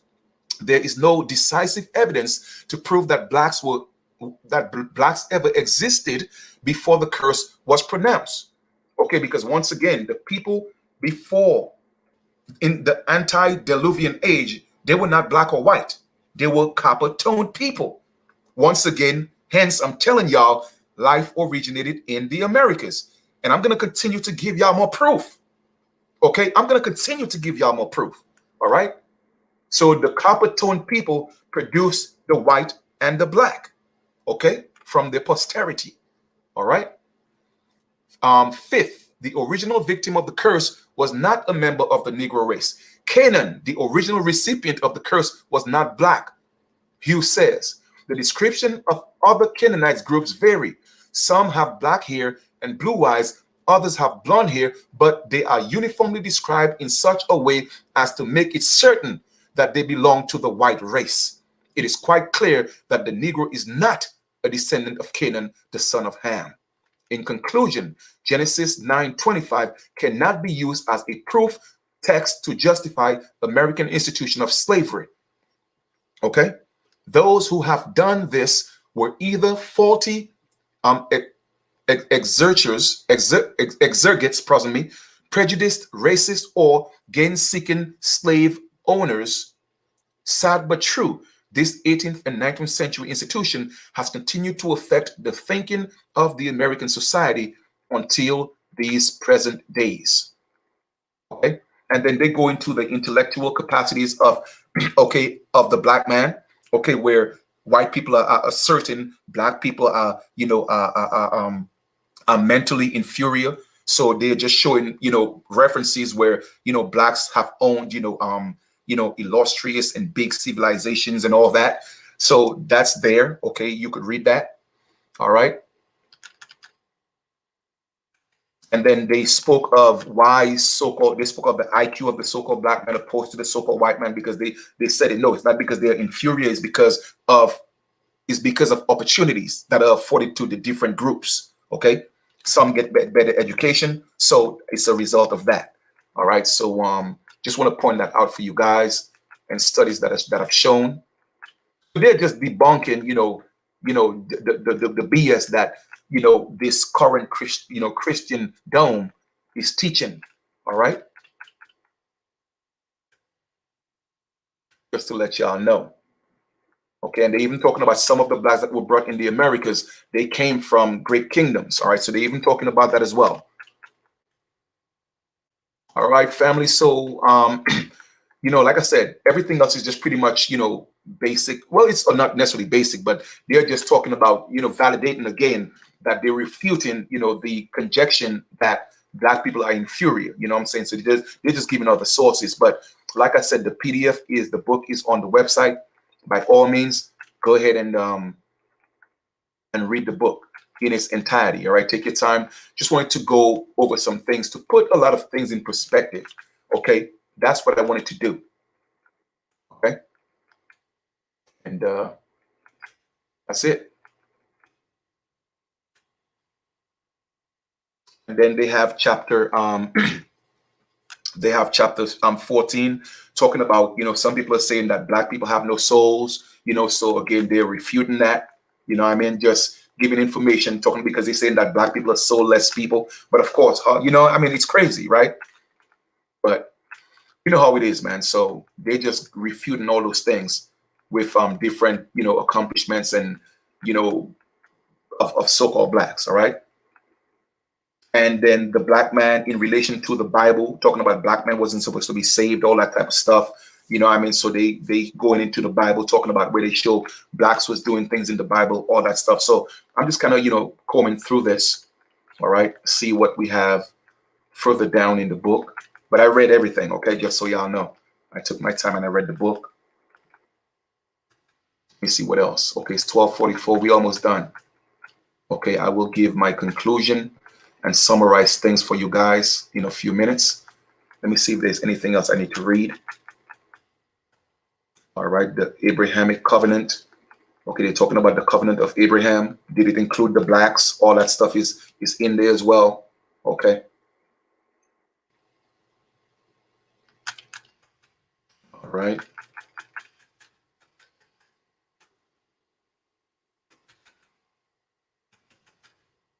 Scroll down some more. It's a good read, it's a good read. It's a good read. Definitely a good read.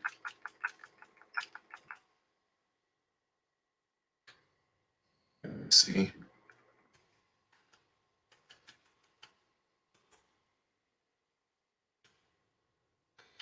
They're talking about Jews and Gentiles, and all this stuff is in there, right? Quoting Bible scriptures, to validate what they're talking about. once I'm done, I'm going to step out and get me some fruits. And they're talking about the new covenant. Okay, did the new covenant include, so-called blacks? So they're talking about that there as well. All right.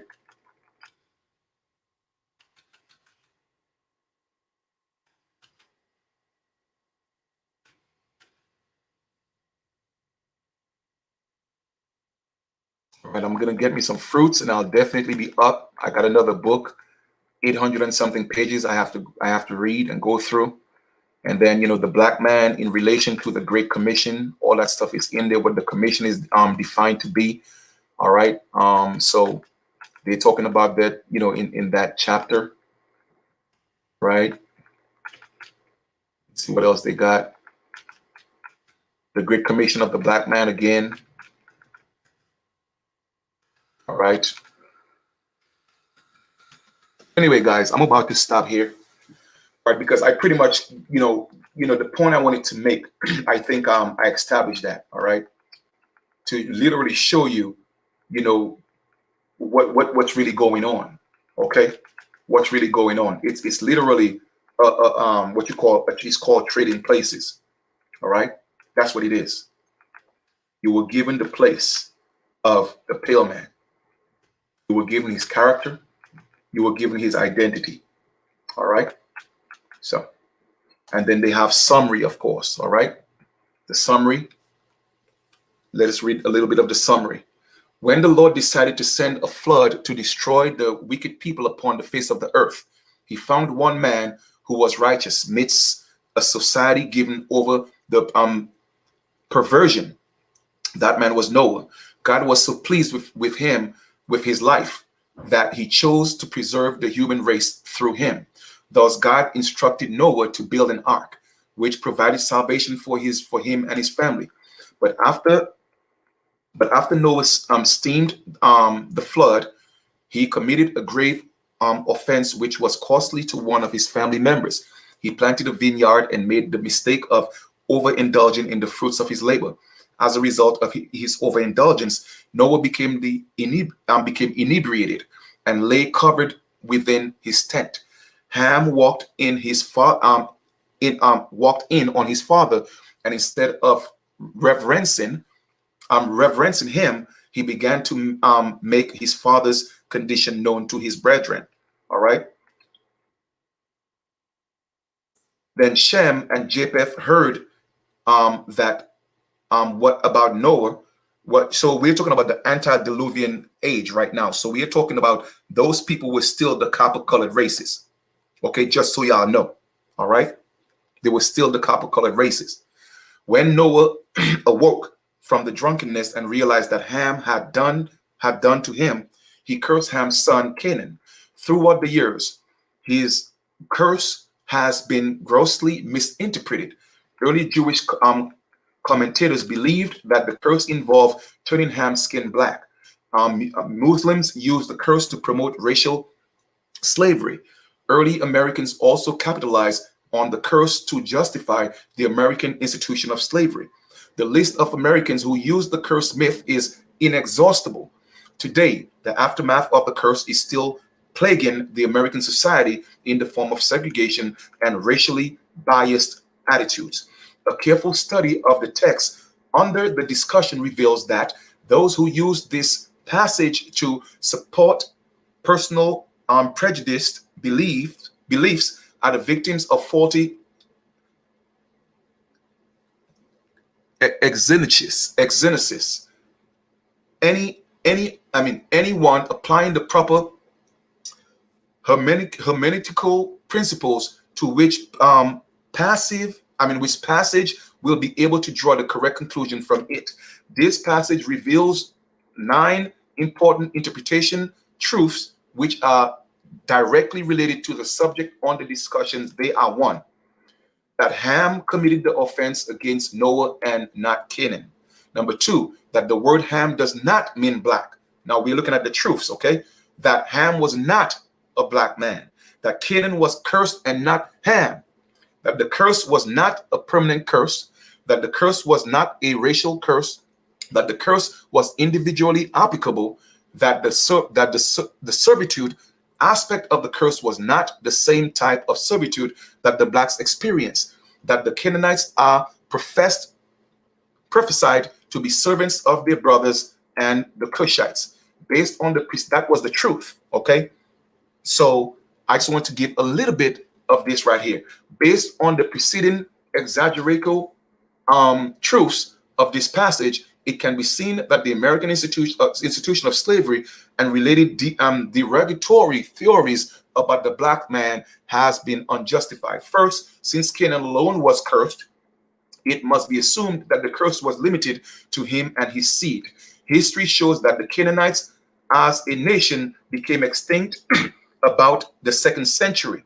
Once again, extinct as a nation, not as a people. Let's put this in perspective. All right. So, in this strictest ethnological sense, there are no Canaanites living today as a nation. Thus, the curse ceased to exist along with the Canaanites. Second, blacks did not descend from Canaan. Even though the black man would come from Ham, he does not have the filial relationship with Canaan. All evidence points to Cush being the progenitor of the black man, and Cush is not included with the scope of the curse. Since blacks have not descended from Canaan, who was the sole object of the curse, there is no scriptural basis for believing the black man to be cursed. Third, the curse has no bearing whatsoever on the origin of the black man's color. There is no evidence from the text that Ham was a black man, or that the curse caused his skin to turn black. Further, there is no excellent lexical support which reveals that the Hebrew word for Ham does not mean black. Thus, the only logical answer for the color of the black man's found in the area of genetics. Adam and Eve contained all the needed genes to reproduce the colors, in other words, the copper-colored races. Genes needed to reproduce the color black came through the descendant of Adam and Eve and became dominant in the body of Cush and his offsprings. Any other suggestions regarding the origin of the black man's color should be lightly considered. Fourth, blacks are not intellectually inferior to any other races as a result of genes that has been passed down from Ham. Any intellectual differences between blacks and whites are due to environment and not heredity. There is therefore no relation between the curse and the intellectual capacities of the black man. Fifth, this passage is no way meant to be understood as proof text for slavery. There are no examples of racial slavery in the Bible, and any attempts to prove otherwise are unjustified. Even though blacks were subjected to abject slavery, it was not scriptural, and it did not coincide with the servant's role pronounced in Genesis 9:25. Finally, the Lord has not placed spiritual restrictions upon blacks or any other race. On the contrary, God's plan has always been to provide salvation for every man, and this is ultimately seen in the sacrifice of his son. Conclusion: many exegetical works have interpreted with this passage. However, these works have failed to give comprehensive discussion on the relationship of the text to the black race. These works take for granted that the issue relating to this subject are already settled in the mind of the reader. Thus, they fail to interact with the subject in a detailed manner. Most just briefly identify the problem and cite a pro or con position. The basic purpose of this thesis has been thoroughly discussed, every aspect of the curse of Canaan as it relates to the black race. Basically, this work has taken an apologetic approach in attempting to demonstrate that there is positively no relationship between the curse of Canaan and the black race. Conclusion: while this passage has been used to promote unjustified views about blacks, it is in reality a blessed passage of scripture. It is once again shows that all men have descended from one man, Noah. Therefore, they should strive to live in harmony together as one. All right. So once again, now they have given their summary. I'm about to give my summary. Okay. This is me summarizing things now. All right. And this is my conclusion. Once again, on the whole aspect of slavery, okay, because of this supposed curse, there was one particular nation that was subjected to that curse, and that nation, they were the Canaanites. Okay. Now, that was the whole premise of that in terms of slavery, because the Canaanites, pale people, okay, so-called whites, they were the subject of slaves back in the biblical times during the curse. Okay. When they finally, their ultimate goal, of course, was to come out of slavery. And by all means, okay, whether slavery was supposed to be in its barbaric form or just servants, like the Bible said, they were supposed to be the servants of their brethren, which is the servants of, Cush, or the different sons, whatsoever the case may be. All right. Now, can we prove that in historical times? Yes, we can. Yes, we can, because it actually happened. Okay. Even up to the 1700s, it was still happening. The early 1600s. Once again, I am showing you, bringing everything into fruition and showing you what I've been teaching you guys to be factual. Because in the 1400s, it wasn't the pale man who came here to fight our ancestors. It was people who looked just like us. At that time around the world, the pale man was literally still fighting for their freedom. Okay? So I'm teaching you guys all of this so you could get into the psyche of the pale people, so-called whites. See where they're coming from. Now, can we be mad at them? Me personally, I'm not mad at them, because I'm not going to hit the player. I'm going to hit the game.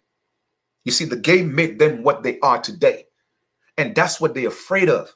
They are afraid of so-called black people because they know black people enslaved them. It was prophetic in the Bible. So the only way for them to be saved, they had to be given that God. And Jesus is their savior. Okay? Jesus is their savior. Jesus saved them because Jesus declared them from their sins. So that religion is there to the pale man.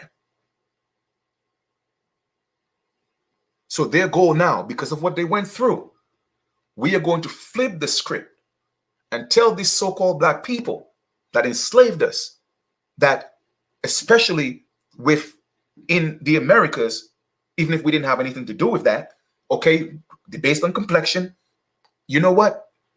You guys are from Africa, okay? You are slaves. You are supposed to be slaves. So they changed the narrative, okay, and gave these black people their identity as Canaanites. When the truth of the matter, the Ethiopians, the black people, so-called black people, they did not come from Canaan. They came from Cush. But yet still they had the same fathers. Can we prove that again? Let us go back into the 1300s, when a certain black demographic, so-called black demographic of nobles, when they went and got white concubines to have children. It has always happened. This is nothing new under the sun. You feel me? So I'm here to tell my people, let go of this blackness. We are not black. You feel what I'm saying? That's not us. And we did not come from slaves because we were not meant to be slaves or servants. We were taught that. And once again, I'm not mad at the pale man because I see your plight. I know where you came from. That's why I'm not afraid of you, because I know what you stem from and I know how to put you in your place. You see, when you know the truth, you don't have to be afraid of anybody. You see what I'm saying? Because you're walking in truth. So right now, it's not because the pale man don't want to relinquish power or treat people equally. That's not what it is. He is afraid. Fear. That's what he's afraid of. He's afraid to let go and let so-called black people, even if we are not black, because of what was done to him, okay, by his brothers. You feel me? Because they are his brothers. We are all related, family. You feel me? We are all related. And I've already proven to you that life originated in the Americas in so many different ways. And I'm going to prove it to you again from another book, 800 and something pages. Thanks to a sister who sent me a link into my inbox. I found the book, you know, and I'm going to start reading tonight after I get some fruits. And I'm just going to relax for like half an hour and I'm going to go in. But I'm just giving you the mindset of the pale man, where they're at. So when you see they're dealing with you in the streets, whether it may be through the courts, whether it may be through the churches, whether it may be through the schools, whether it may be through the police, no, they know their history. That's why there's no such thing as white history, because you don't have to dig too far to see and know where they came from. So it's all about preservation, which is the #1 rule in the universe. So-called black people are the only ones who do not practice self-preservation. But these pale people, they have mastered that because they know where they came from. They know their history. And they don't want to go back there. You feel what I'm saying? But I'm here to tell you, the pale man, all right? This is not our nature. This was never our nature. That was your nature. You see what I'm saying? You're the one that was cursed. It wasn't us. And you were cursed based on your nature. You feel me? Whether it was you saw your your ancestors, whether they saw, your ancestor Ham, whether he saw his father naked, that's a possibility, or he slept with his mother, okay, that, or the other in the ark, he had some type of sexual affiliation with a dog. Now, I could take that and go in so many different places, but I'm not going to go there because that's not what this is about. You feel me? The point I'm making is this. We are living in a different day and age, all right? And yes, everybody, we have gone through it. I think you have gotten your revenge. Now I think it's time for us to heal. It's time for us to learn and speak the truth. Tell the people the truth, all right? So we don't have to keep living. You see what I'm saying? This white versus black. Why do you think it's never about the middle, the copper-colored people? You made the copper-colored people black. We're not black. We know this. So we know we are the original mothers and fathers of the entire human race. It wasn't in Africa. People migrated to Africa. The Ethiopians, they're not even African. They migrated into Africa. So Umar Johnson, what the hell are you talking about? You have no idea what you're talking about. You feel me? But we need to tell the truth and stop perpetuating the lie that my people or black people are cursed. Okay? That was your nature. Okay? And there's even another spiritual implication of that in a metaphysical meaning. And I could even break that down for y'all. Okay? I could even break it down for y'all. You feel me? And I'm just going to give you a quick synopsis of that. Because the copper-colored races, that was the balance, okay? The heart chakra, okay? And within the heart chakra, we had to experience, or the copper-colored races had to experience the extremes of their personalities, okay? Which was extreme white and extreme black, okay? Black represented a higher sense, so to speak, of elevation in thinking, all right? The higher chakras, okay, and or the higher man, and the white represented the lower man, the lower part of it. It was just an extreme of each other. Okay, it's like a pole. In the middle of the pole is the copper race. The left side of the pole, okay, is either race, hot or cold. That's just breaking it down metaphysically. They all came from the womb of the copper-colored woman who had the genes, okay, to create both black and white, and everybody in between. And they will not tell you America was the mother that peopled the entire world. And they lied to you and told you it was Africa. Africans, they are our children. Europeans, they are our children. Asians, they are our children. And don't let nobody fool you. And family, this is the biblical truth, historical truth, geological truth, archaeological truth. These pale people are our children. They didn't come directly from us, literally, but they all stem from us. So for all you Caucasians out there, I know your story, and y'all cannot refute it. All I'm just saying is, the further, you deny it, and you start pushing the same ways you had in the days of Ham, you're going to bring destruction on my ancestral land, because y'all are really pushing it. Y'all are bringing back Sodom and Gomorrah. You see what I'm saying? Family, it's the same characteristics. Now, y'all could say what y'all want. I'm preaching right now. You feel me? So for all you melanated women, not melanin, because everybody have melanin, but for all you carbon-based women, that's out here pushing your sons and daughters into that lifestyle. Just know what y'all doing. Because like I told y'all before, I'm not going to be around. I'm not going to stay here when that ship sink. Because I'm very intuitive. I will know when it's time to bounce. But y'all keep pushing this Sodom and Gomorrah behavior and see what's going to happen. Y'all think it's a joke. Keep pushing it. And I'm gonna leave it as that.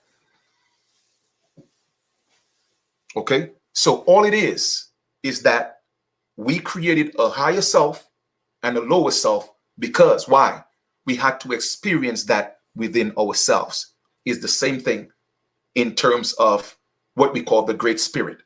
The Great Spirit couldn't experience certain things within itself, intelligence, so it had to create outside of itself. Therefore, hence we have artificial intelligence operating as intelligence, but it could never be intelligence. However, artificial intelligence came from intelligence. You feel me? And all that intelligence is encoded in us. And by no means I'm here to put anybody down. That's not what it is. This is here to tell you the truth. The truth. So when it comes to who are the aborigines of this land, these natives cannot step to me. I'm going to shut them down in every direction. Every direction. Because if it's indeed a fact that life originated in the Americas, how are you going to tell me you are recessive and everybody came from you? I could shut that down real easy. I don't even have to go far to do that. That's why they always have to be pushing you black, you black, you black. Because they know. You see, all these people, let me tell y'all something, okay? All these people are taught, family. They are taught, okay? They were taught how a plan was well devised. The information that you learn in school, they don't learn that in school. The information they're being taught in their homes, you don't learn that. We're not being taught that in our homes. Certain codes that they speak, okay? We don't understand these codes because it was well devised to come into the Americas, okay, to subdue their mothers and fathers and take over the land because of what happened to them as a form of revenge. Because it's in the nature. No matter how much they push that Christianity, I'm telling you, it is what it is. Okay? So, once again, I want to thank you guys for being here with me. Once again, man, we were on for a little over 3.5 hours. I'm going to put the site. This information is right here on the site. All right? If you are going to support, don't do it on YouTube because YouTube is bugging right now. So go to the site and show your appreciation on any one of the pages you could support. You feel me? And we got work to do. We got work to do. And, everything that we're dealing with, again, it's prophetic. All right. Whether you look at it from a biblical perspective, whether you look at it from a historical perspective, they could never get rid of the original, which is the American Aborigines. They cannot get rid of us. They have tried for so long. They cannot do it. They cannot do it. How can the children get rid of the mothers and fathers? They can't do it. It is highly impossible. It is highly impossible. You see what I'm saying?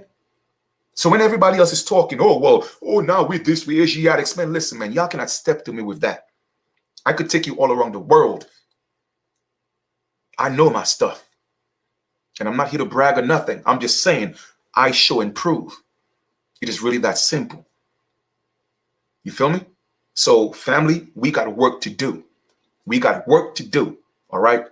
There's always a madness behind everything that I do. Trust and believe that. And I promise you, we're going to step back into our rightful place. And all our children will honor us. Because even in their Bible, it says what? Honor your mothers and fathers so your days will be longer. If they don't do that, they're all going to perish. So all they're doing right now is just living on borrowed time, playing the games. You feel me? That's all they're doing. But pretty much every tongue will confess and every knee will bow. And I promise you, the world is going to see the American Aborigines rise into their rightful place. They cannot stop it. Anyone that's tried to stop it, I promise you, they're going to feel the wrath of the Great Spirit and Mother Nature. I promise you that. That's why I have no fear. Period. You feel me? Because I know who I am. It is that simple. Okay? So, y'all be great. And once again, please, this is not let us not turn this into hating anybody. This is about telling the truth. See what I'm saying? We don't have to do to people what they did to us, because that's not in our nature. We weren't built like that. You feel me? We love. That's what we do. Okay? Because we behave certain ways, it is not in our nature. It is due to, environmental circumstances that we are put in. You see what I'm saying? So we have to react to that. But by nature, we are a loving people. All right. And it shows in every single way. You feel me? We will lay our life down for people we don't know. We have always been that way. You feel me? But they came and turned us into beasts. And it's fine. Because guess what? Sometimes the beast got to come out. And I promise you, they don't want to push us to the brink where they want the beast to come out again. Because they know what it took to subdue these so-called American Indians. They know. So they got to keep y'all black. They got to keep y'all African American. No attachment to the land at all. But the moment y'all start realizing that Chief Kalanago, others, are telling the truth, because I'm not the only one. I just have a different style of teaching. I got different sources. I got different information. Okay? When you realize we are telling the truth, and the American Aborigines all over the Americas ready to stand, watch the world transform. Watch the world transform. Okay? So I'm talking to all our African brothers and sisters. Don't fall for that, miseducation that you are cursed. Okay? That wasn't you. You feel me? That wasn't you. So go on your walls and put that white Jesus down. It doesn't belong to you. You feel me? It wasn't you. You dig. It's about time we realize that. And I'm talking to my Asian brothers and sisters as well, my pale brothers and sisters as well. Whether y'all like it or not, it is time we come to the table and say, hey, you know what? Enough is enough. We don't have to deal with the lie. We don't have to deal with what we're dealing with. People hurting and killed. We don't have to deal with that. We could literally make up our mind to create the heaven on earth. Okay? For the pale people, I know what you went through. Okay? And I think you have redeemed yourself. Okay? But now you're pushing the envelope. And if you're not careful, okay, I promise you by 50-50, most of you wouldn't exist, because the Great Spirit, the universe, will make sure that every so-called white woman will have a brown baby. Okay? Y'all better recognize nature don't play. Okay? Nature have her own way of making things happen. And that's what they're afraid of, because anytime you have any amount of American Indian blood or so-called black blood, that baby become an American Indian or a so-called black baby. Period. Why do you think they have all these commercials with all these interracial relationships? Because they don't want to hack, and their hearts is so hard. They are hardening their hearts. And nature is saying, no, trust me. Don't play with me. The Great Spirit is saying, don't play with me. You keep this up, I promise you, in a few years, you will not see a so-called white man walking around or a so-called white woman walking around. They're all going to be brown. Okay? Whether it's a Caucasian man having a baby with a so-called black woman or vice versa. The point is, they will disappear. And that's what they're afraid of. You feel me? But all of this could be avoided. Stop with your wicked ways. It is really that simple. And let's find a common ground and live together. And that's what I propose. You feel me? But don't push nature's hand. Don't push the hand of the Great Spirit, not even your God, because your God serves our God. You feel me? Because we are the original. And I'm done. All right, family, I'm out. I'm going to talk to y'all later.